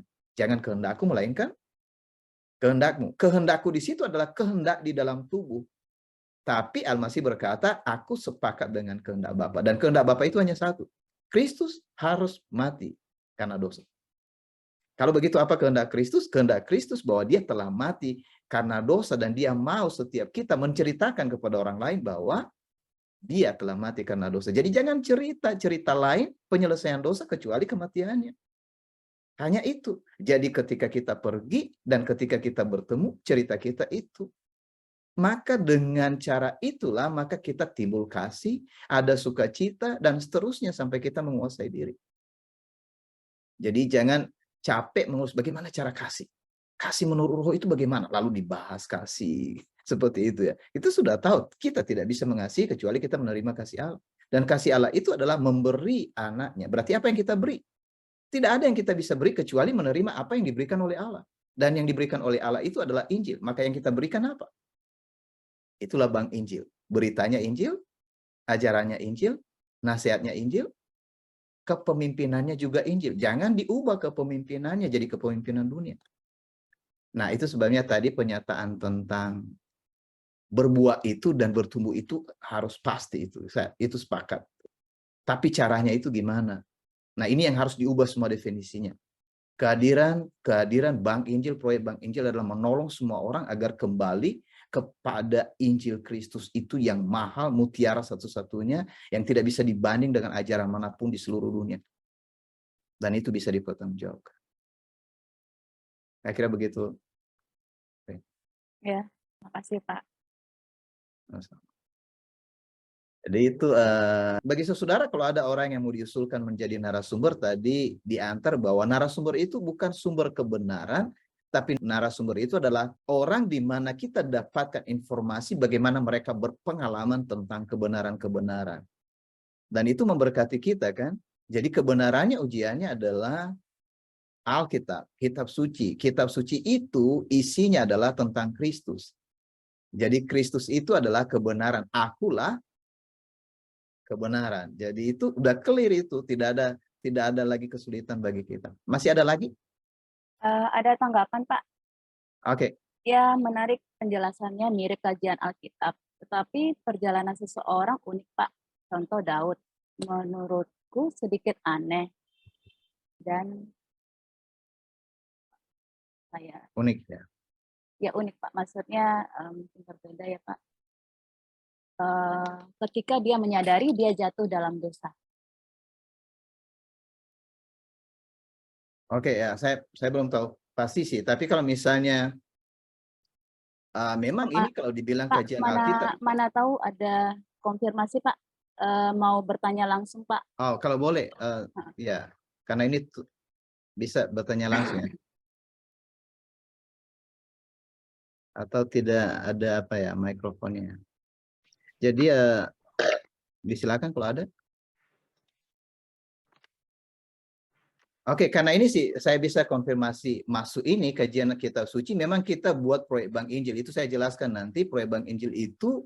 Jadi penelitiannya atau kajiannya itu memang mau melihat seperti apa sih kitab suci itu. Oke, Pak Kris sudah kasih informasi. Pak Ishak, oke Pak Ishak silakan masuk Pak kalau bisa. Baik, terima kasih Pak. Oke ya. Selamat malam. Malam. Ya baik. Ya, misalnya kepada kisah Daud ya. Kisah Daud itu menurut saya unik ya dan agak aneh. Karena kita tahu Daud baik-baik saja dari awal. Dan kayaknya dia mengalami Tuhan dari awal. Tetapi kayaknya di permukaan dia banyak mengalami kejatuhan ya. Nah yang menarik bagi saya adalah bagaimana dia mengakui. Itu yang disebut proses tadi Pak.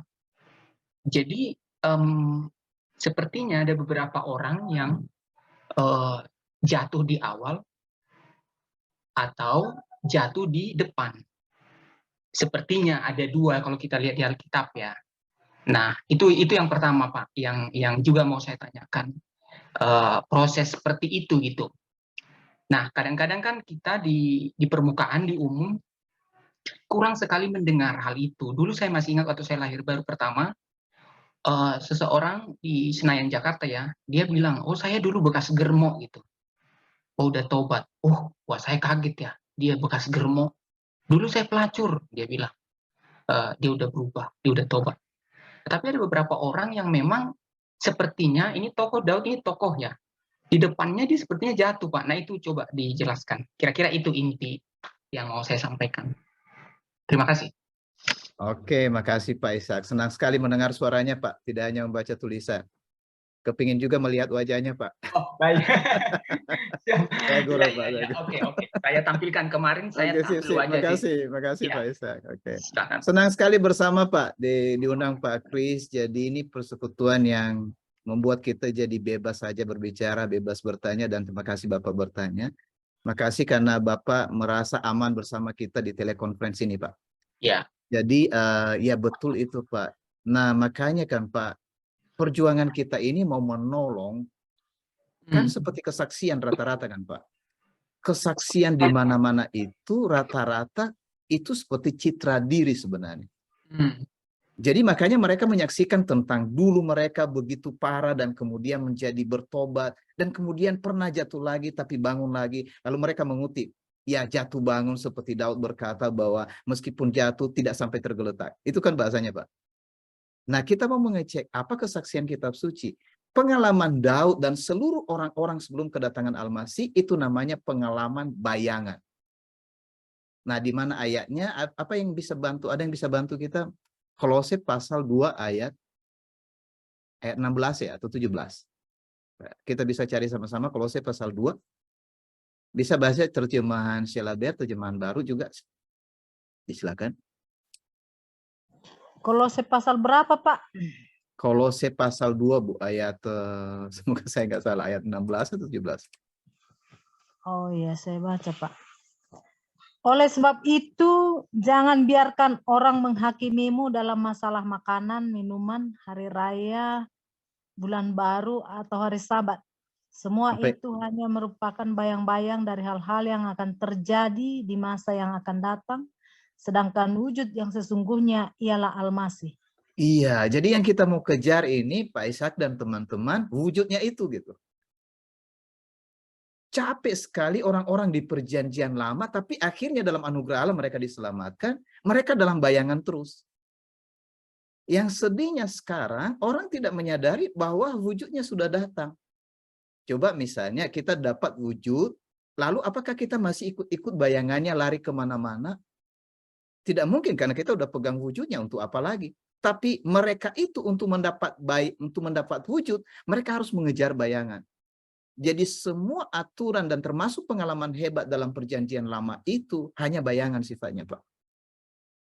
Jadi sehebat apapun pengalaman Daud dan pengalaman Ayub atau pengalaman Daniel atau pengalaman Abraham atau pengalaman semua yang lain, pengalaman mereka masih pengalaman bayangan yang tidak sebanding dengan pengalaman kita di dalam Al-Masih.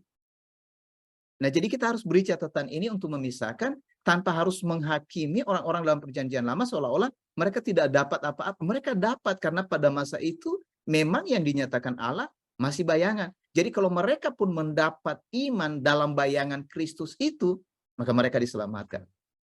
Jadi itu sebabnya Daud itu ukurannya tidak pada kelakuannya itu.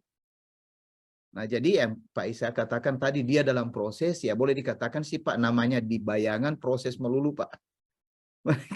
Mereka nggak pernah sampai kepada satu tahap yang kita dapatin sekarang. Nah, itu kebingungan para pembicara Pak, karena mereka mencoba mengangkat prinsip perjanjian lama yang sudah digenapi dalam Al-Masih untuk diterapkan bagi kita. Nah, kita jadinya jadi capek, nggak dapat padahal wujud sudah sampai.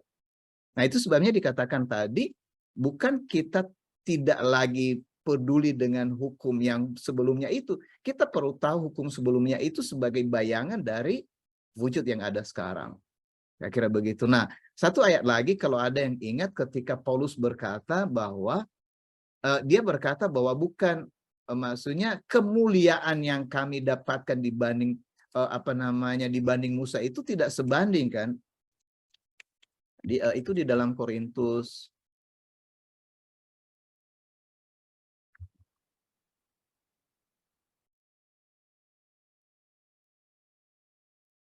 Saya cari bentar ya.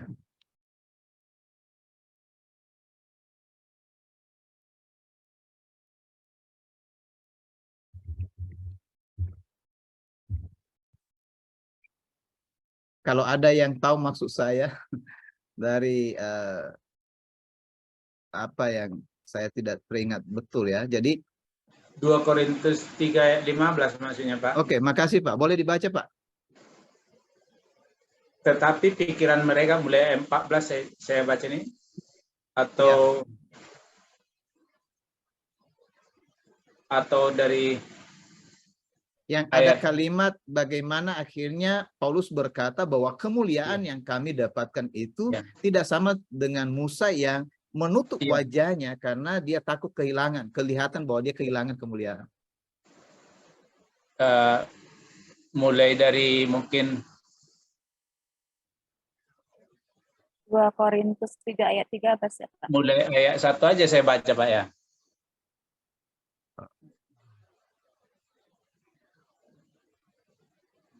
Atau begini Pak. Mungkin ayat 12-13 saja Pak. Ayat 12 Pak ya. Ya. Karena kami mempunyai pengharapan yang demikian, maka kami bertindak dengan penuh keberanian.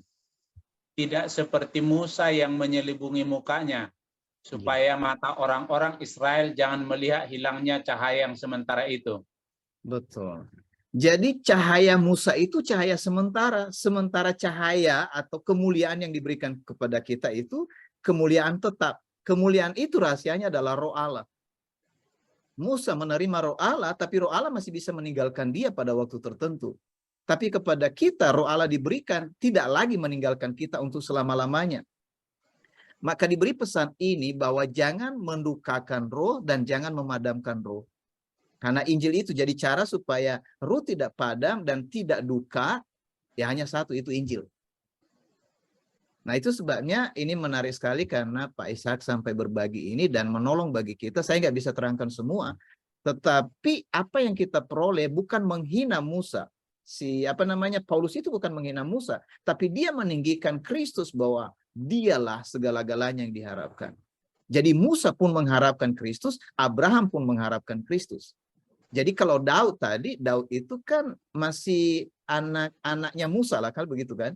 Dia itu percaya kepada Musa. Jadi karena dia percaya aturan Musa, maka akhirnya Daud bisa hidup di dalam iman. Gitu. Maaf Pak One, mungkin lebih bagus saya baca dari ayat 7 ya. Boleh Pak, silakan Pak. Pelayanan yang memimpin kepada kematian terukir dengan huruf pada loh-loh batu. Namun demikian kemuliaan Allah menyertainya waktu ia diberikan. Sebab sekalipun pudar juga, cahaya muka Musa begitu cemerlang, sehingga mata orang-orang Israel tidak tahan menatapnya. Jika pelayanan itu datang dengan kemuliaan demikian, betapa lebih besarnya lagi kemuliaan yang menyertai pelayanan roh. Sebab jika pelayanan yang memimpin kepada penghukuman itu mulia, betapa lebih mulianya lagi pelayanan yang memimpin kepada pembenaran. Sebenarnya apa yang dahulu dianggap mulia, jika dibandingkan dengan kemuliaan yang mengatasi segala sesuatu ini, sama sekali tidak mempunyai arti. Ya, jadi memang tidak bisa dibanding. Makanya makasih karena Pak Isya sudah menyampaikan ini. Semoga itu menolong Pak, karena pengalaman Daud adalah pengalaman yang berjuang kepada mengejar wujud. Tapi memang mereka tidak pernah dapat wujud itu, kecuali mereka menaruh harapan di bayangan itu bahwa satu saat mereka tanpa melihat Kristus pun percaya kepada Dia.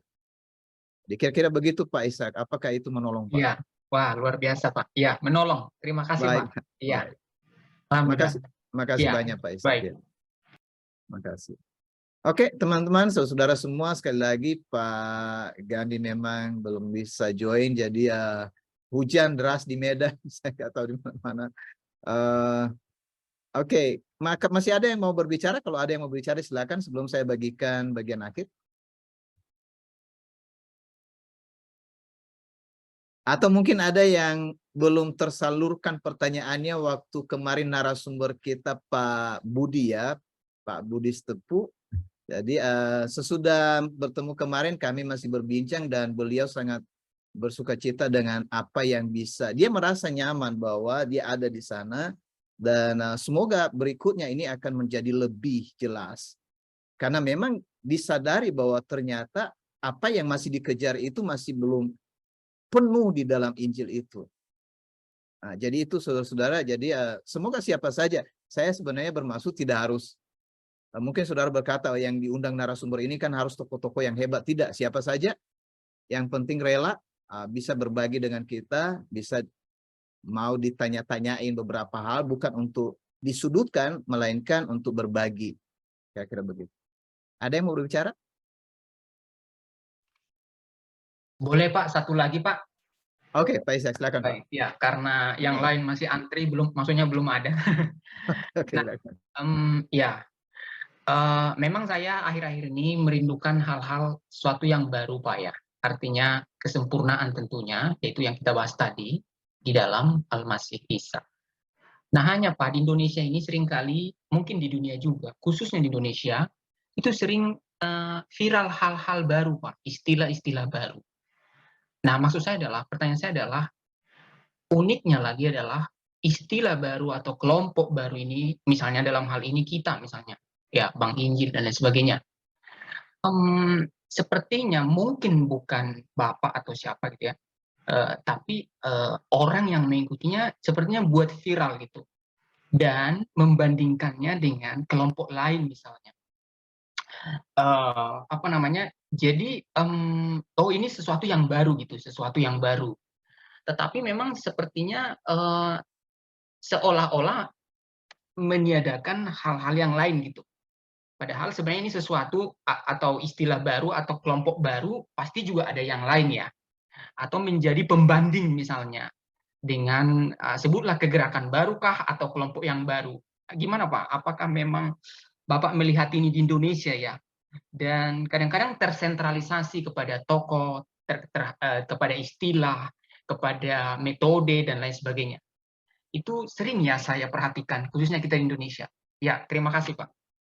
Iya, makasih Pak Ishak sudah bertanya. Itu betul sekali Pak. Bukan aja di Indonesia Pak, di seluruh dunia. Jadi kita kan dengan mudah sebenarnya terkonek lah.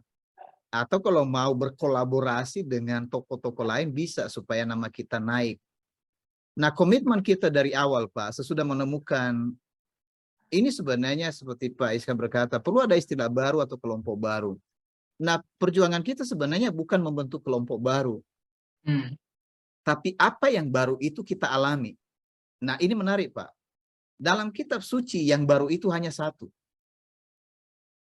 Nah di sini persoalannya. Kan orang berkata baru, misalnya begini Pak. Ada gereja baru, atau ada kelompok baru, atau ada hari baru, atau ada tahun baru, atau ada baju baru, dan semua baru. Dan orang berkata juga kehidupan baru karena dia berhenti melakukan hal-hal yang misalnya kesalahan-kesalahan dan sebagainya gitu kan. Tapi mari tanya, apa arti baru menurut kitab suci secara khusus penjelasan Injil? Jadi baru itu adalah sesuatu yang tidak bisa usang lagi. Itulah baru. Jadi kalau begitu kita tanya kelompok baru itu yang mana? Makanya hanya ada dua sebenarnya, itu zaman lama dan zaman baru. Atau zaman akhir. Zaman itu kan hanya dibagi dua, bukan seperti para ahli membagi beberapa waktu. Dalam Ibrani, boleh dibaca, satu orang membaca Ibrani pasal 1 ayat 1-3. Supaya kita lihat pemisahan nanti yang baru itu dengan seperti apa kita ini kelompok baru atau sebenarnya bukan gitu ya. Karena itu pembanding. Kalau ada yang menemukan Ibrani pasal 1 ayat 1-3. Saya baca Pak. Silakan Bu. Pada zaman dahulu kala Allah bersabda kepada nenek moyang kita dalam berbagai bentuk dan cara dengan perantaraan para nabi.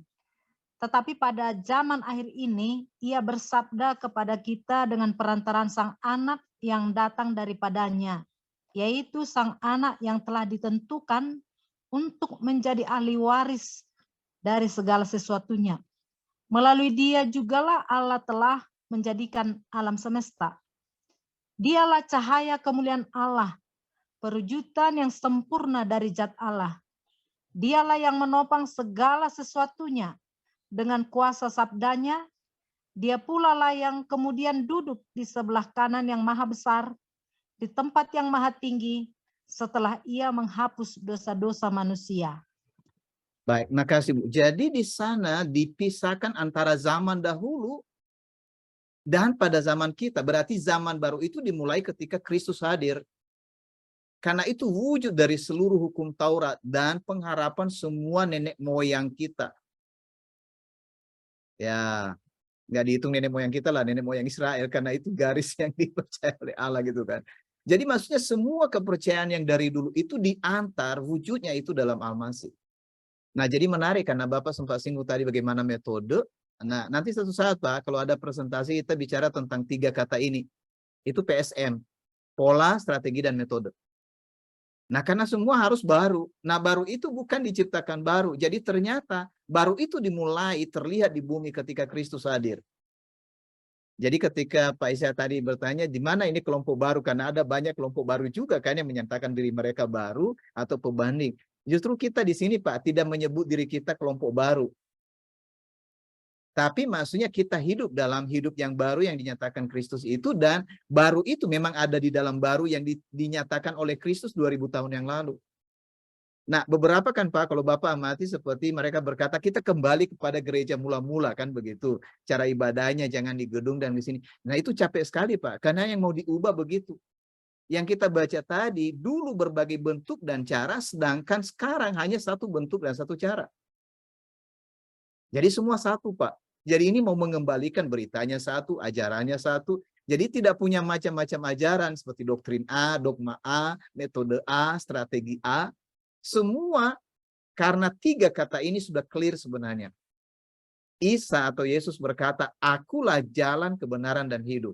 Kalau kita urut, akulah kebenaran, jalan, dan hidup. Jadi harus dimulai dengan kebenaran, itu Kristus.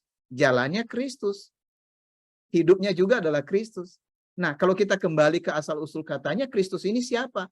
Ini bukan bahasa asli dari kata Kristus, yaitu dari bahasa Yunani.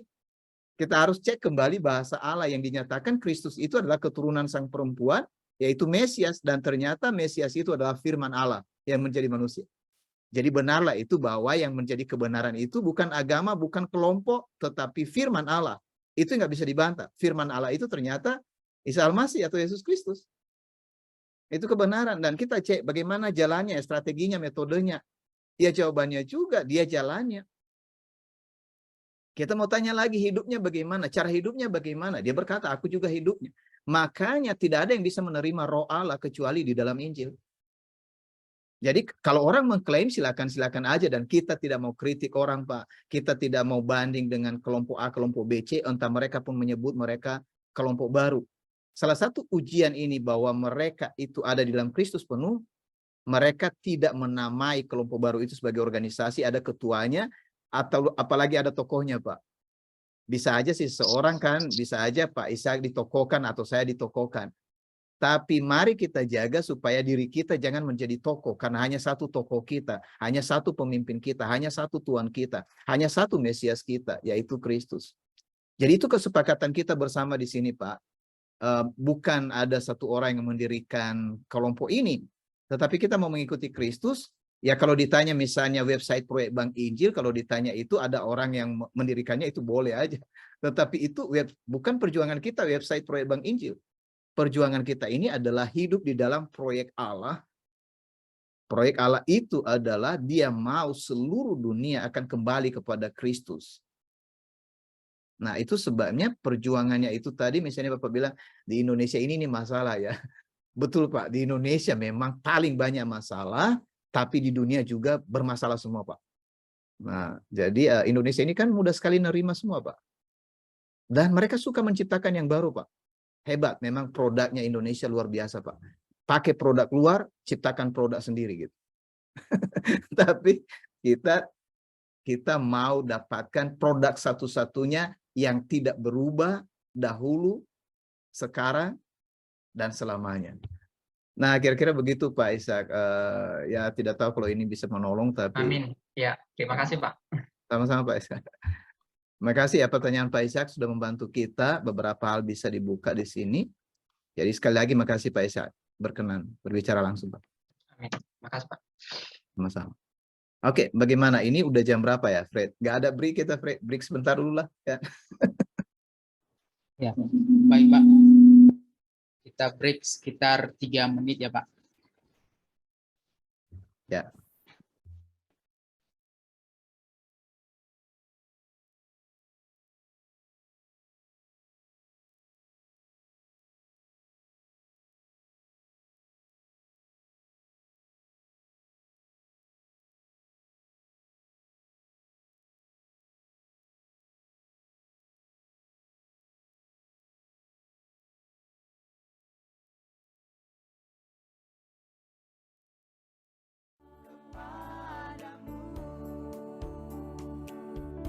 Janganlah kamu khawatir tentang hari esok, karena hari esok mempunyai kesusahannya sendiri. Jadi kesusahan sehari cukuplah untuk sehari.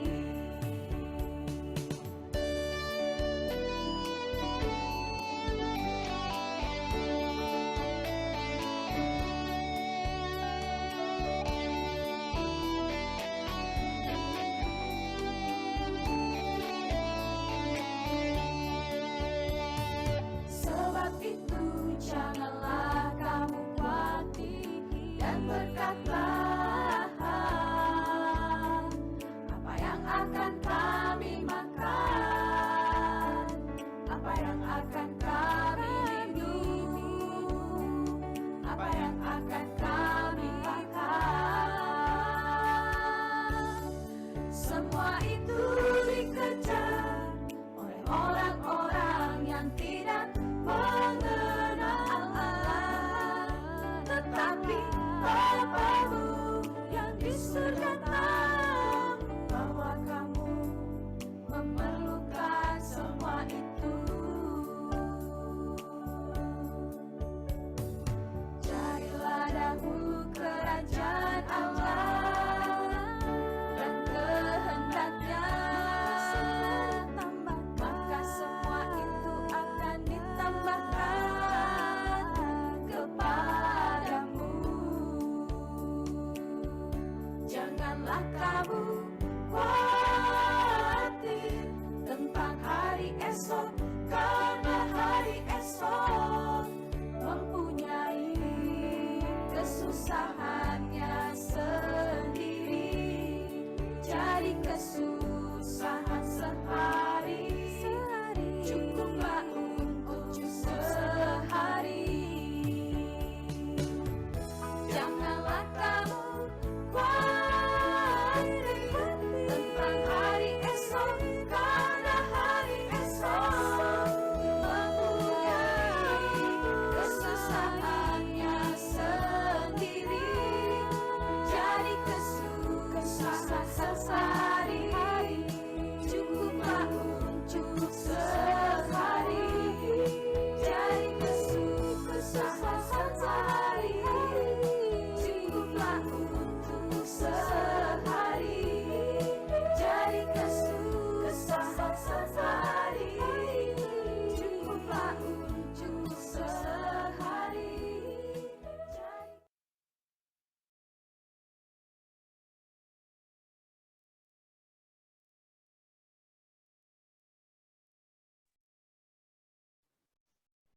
Baik Pak, kita lanjut lagi Pak. Oke, baik, Fred. Makasih, makasih semua teman-teman yang masih tetap stay di sini. Jadi tadi saya janji saya mau bagikan sedikit tentang prinsip-prinsip kitab suci mengenai kesaksian dalam Injil. Nah, jadi topik kita memang selama 10 kali pertemuan yang istimewa ini adalah kesaksian Injil. Kesaksian Injil ini bagian dari penelitian kita bersama tentang hidup kita sendiri atau hidup pribadi kita. Jadi kan jarang kita meneliti diri kita. Caranya adalah kita minta orang lain membantu untuk menyelidiki diri kita. agar kita bisa melihat diri kita dengan jelas dalam terang Injil dan oleh Roh. Kita melihat beberapa nats kitab suci yang tertulis dalam Matius pasal 24 ayat 14 dikatakan begini. Dan Injil kerajaan ini akan diberitakan di seluruh dunia menjadi kesaksian bagi semua bangsa. Sesudah itu barulah tiba kesudahannya. Kemudian ayat lain adalah, tetapi kamu akan menerima kuasa kalau Roh Kudus turun ke atas kamu dan kamu akan menjadi saksiku di Yerusalem dan di seluruh Yudea dan Samaria sampai ke ujung bumi. Dan yang ketiga, tetapi aku tidak menghiraukan nyawaku sedikit pun, asal saja aku dapat mencapai garis akhir dan menyelesaikan pelayanan yang ditugaskan oleh Tuhan Yesus kepadaku untuk memberi kesaksian tentang Injil kasih karunia Allah. Nah, saya pakai semua terjemahan baru malam ini. Mari kita mulai dengan yang pertama. Dan Injil kerajaan ini akan diberitakan di seluruh dunia menjadi kesaksian bagi semua bangsa. Sesudah itu barulah tiba kesudahannya. Perhatikan yang menjadi sorotan utama adalah tentang Injil. Jadi Injil ini sudah dipastikan akan menjadi kesaksian bagi semua suku, kaum, bangsa, dan bahasa. Jadi kita setuju tidak setuju saudara-saudara, ini dipastikan akan terjadi. Nah, kalau kita menerimanya, setuju bahwa Injil ini harus diperkenalkan kepada semua bangsa, berarti kita mendapat bagian dalam proyek Bank Injil atau proyeknya Allah. Jadi sekali lagi proyek Bank Injil ini hanya penyebutan di antara kita supaya kita mengerti bahwa ternyata proyek Allah itu dari awal adalah Injil. Dan bank itu memang semuanya ada di dalam Injil itu. Maksudnya di dalam Kristus. Sama seperti dalam Kolose pasal 1 ayat 16 dan seterusnya. Dinyatakan bahwa sebenarnya semuanya di dalam Al-Masih. Baik yang terlihat maupun yang tidak terlihat. Dahulu sebelum ada dosa. Tapi ketika ada pemberontakan, maka satu-satu makhluk itu keluar dari dalam Al-Masih. Semua makhluk yang di sorga yang keluar dari Al-Masih, yaitu makhluk roh, tidak mendapat penebusan, tapi makhluk yang ada di bumi, yakni makhluk hidup, yaitu manusia, mendapat kesempatan untuk ditebus. Nah, ini anugerah yang hebat bagi kita, saudara-saudara. Jadi Injil ini harus disampaikan kepada semua suku, kaum, bangsa, dan bahasa. Baru nanti selesai. Yang kedua, tetapi kamu akan menerima kuasa kalau Roh Kudus turun ke atas kamu, dan kamu akan menjadi saksiku di Yerusalem dan seluruh Yudea dan Samaria sampai ke ujung bumi. Bagian yang kedua ini adalah yang akan mengantar kesaksian Injil itu adalah para saksi Injil yang memperoleh kuasa dari Roh Kudus. Jadi dikatakan kamu akan menerima kuasa kalau Roh Kudus turun ke atas kamu dan kamu akan menjadi saksiku. Artinya begini, siapa yang akan membawa kabar Injil itu ke seluruh suku, kaum, bangsa, dan bahasa?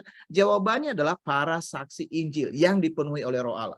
Maka perjuangan kita, saudara, bukan dalam perjuangan yang dilakukan karena misalnya nama organisasi, istilah, atau karena pengetahuan, tanda, dan mujizat. Melainkan perjuangan kita agar kita mendapat warisan dalam Al-Masih, yaitu Roh Kudus atau Ruh Suci. Jadi saudara, supaya saudara dan saya itu clear tentang warisan di dalam Allah itu, beda seperti yang dinyatakan oleh orang-orang atau seperti pendahuluan dari yang disampaikan saudara Yakub tadi ya. Sekarang kita berjuang, bersemangat, kumpul papan-papan agar nanti papan kita menjadi papan yang paling banyak di sorga dan rumah kita rumah yang paling besar. Nah, coba bayangkan saudara, seperti di bumi bersaing membuat rumah, di sorga lagi sedang bersaing untuk membuat rumah siapa yang paling bagus, siapa yang paling besar. Nah, itu kan ajaran kekonyolan.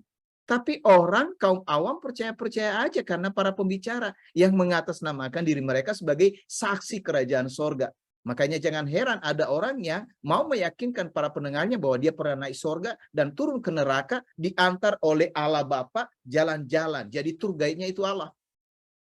Nah, saudara-saudara, malam ini kita menjadi jelas. Tidak demikian.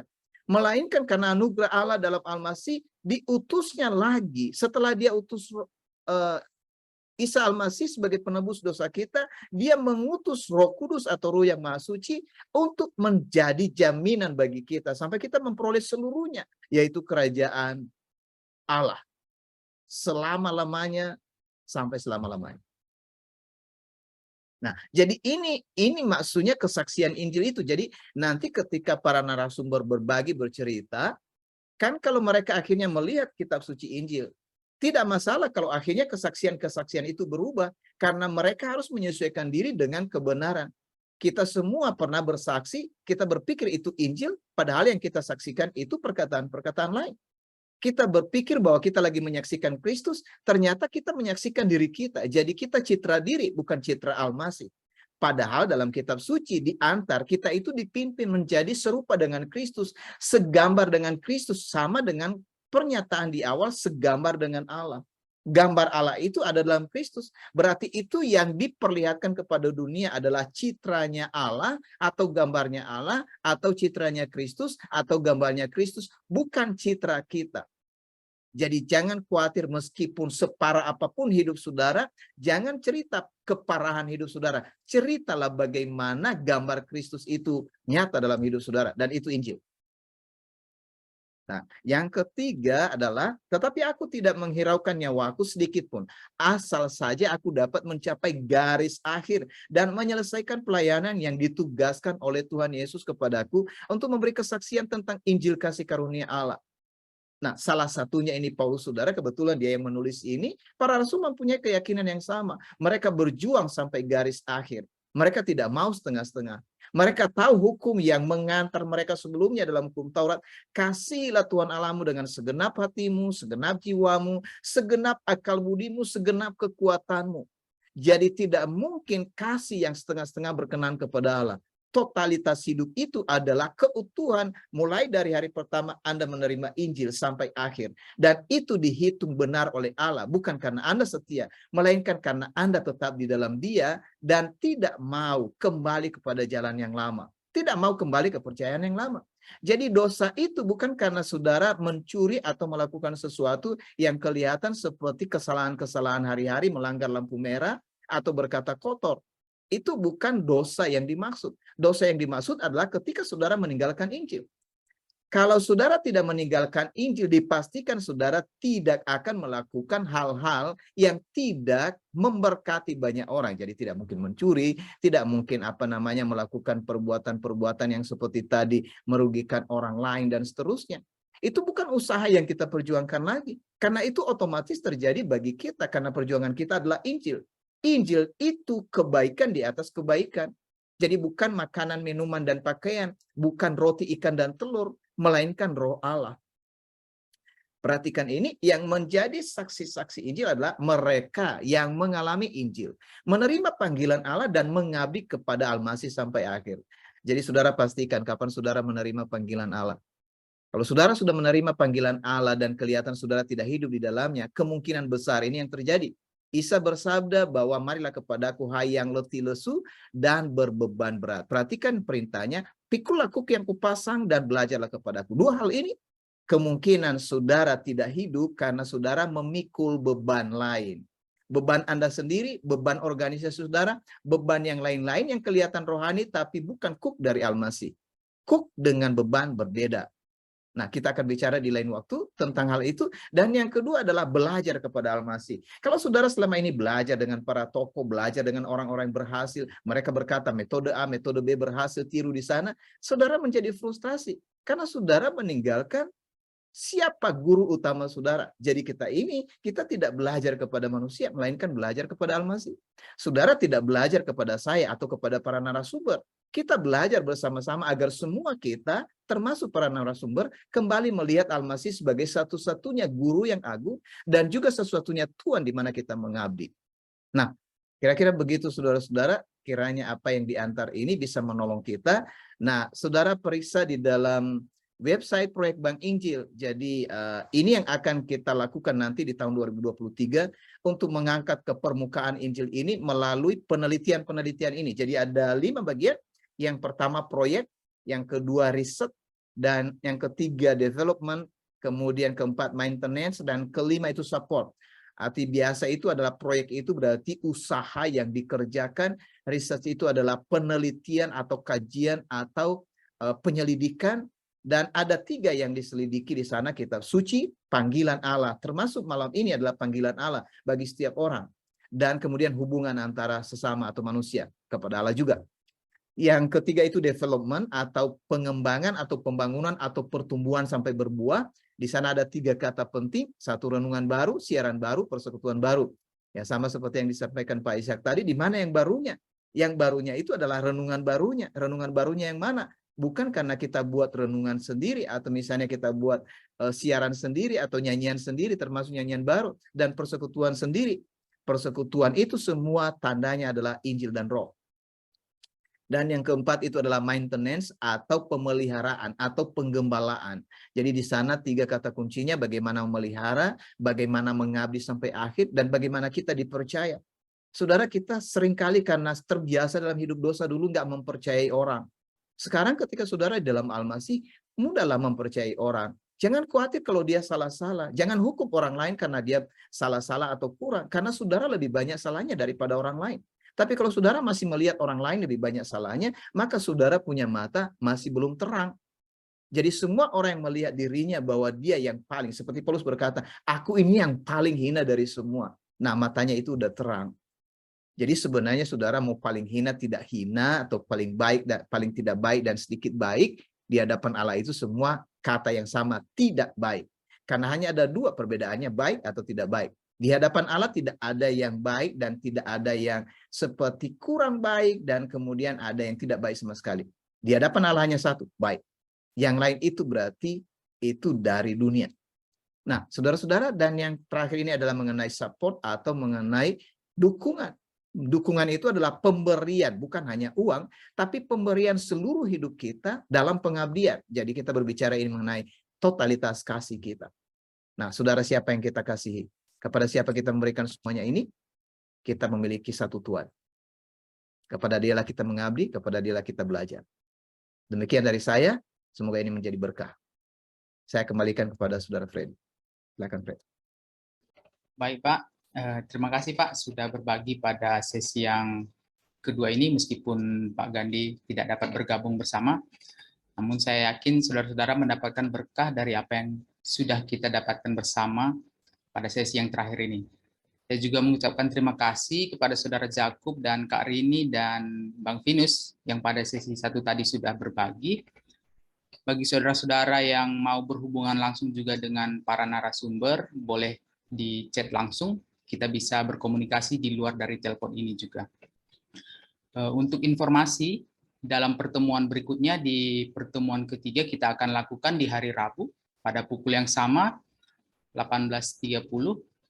Pada pertemuan tersebut nanti kita akan bersama-sama dengan Pak Laju dari Jakarta bersama dengan Saudara Yeni Laia sebagai pewawancara dengan Pak Hengki dari Jakarta sebagai narasumbernya.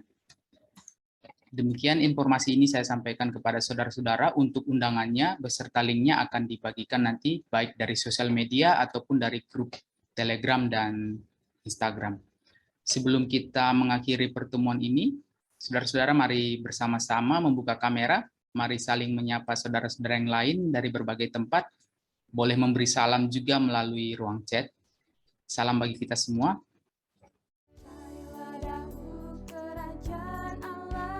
Salam bro, salam semua saudara.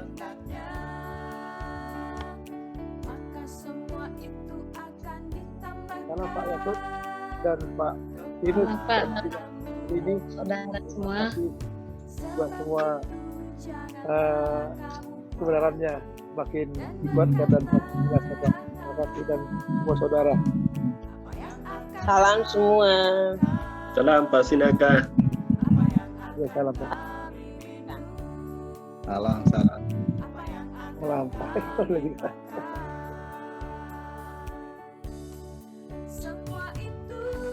Baik, saudara-saudara, demikian pertemuan kita hari ini.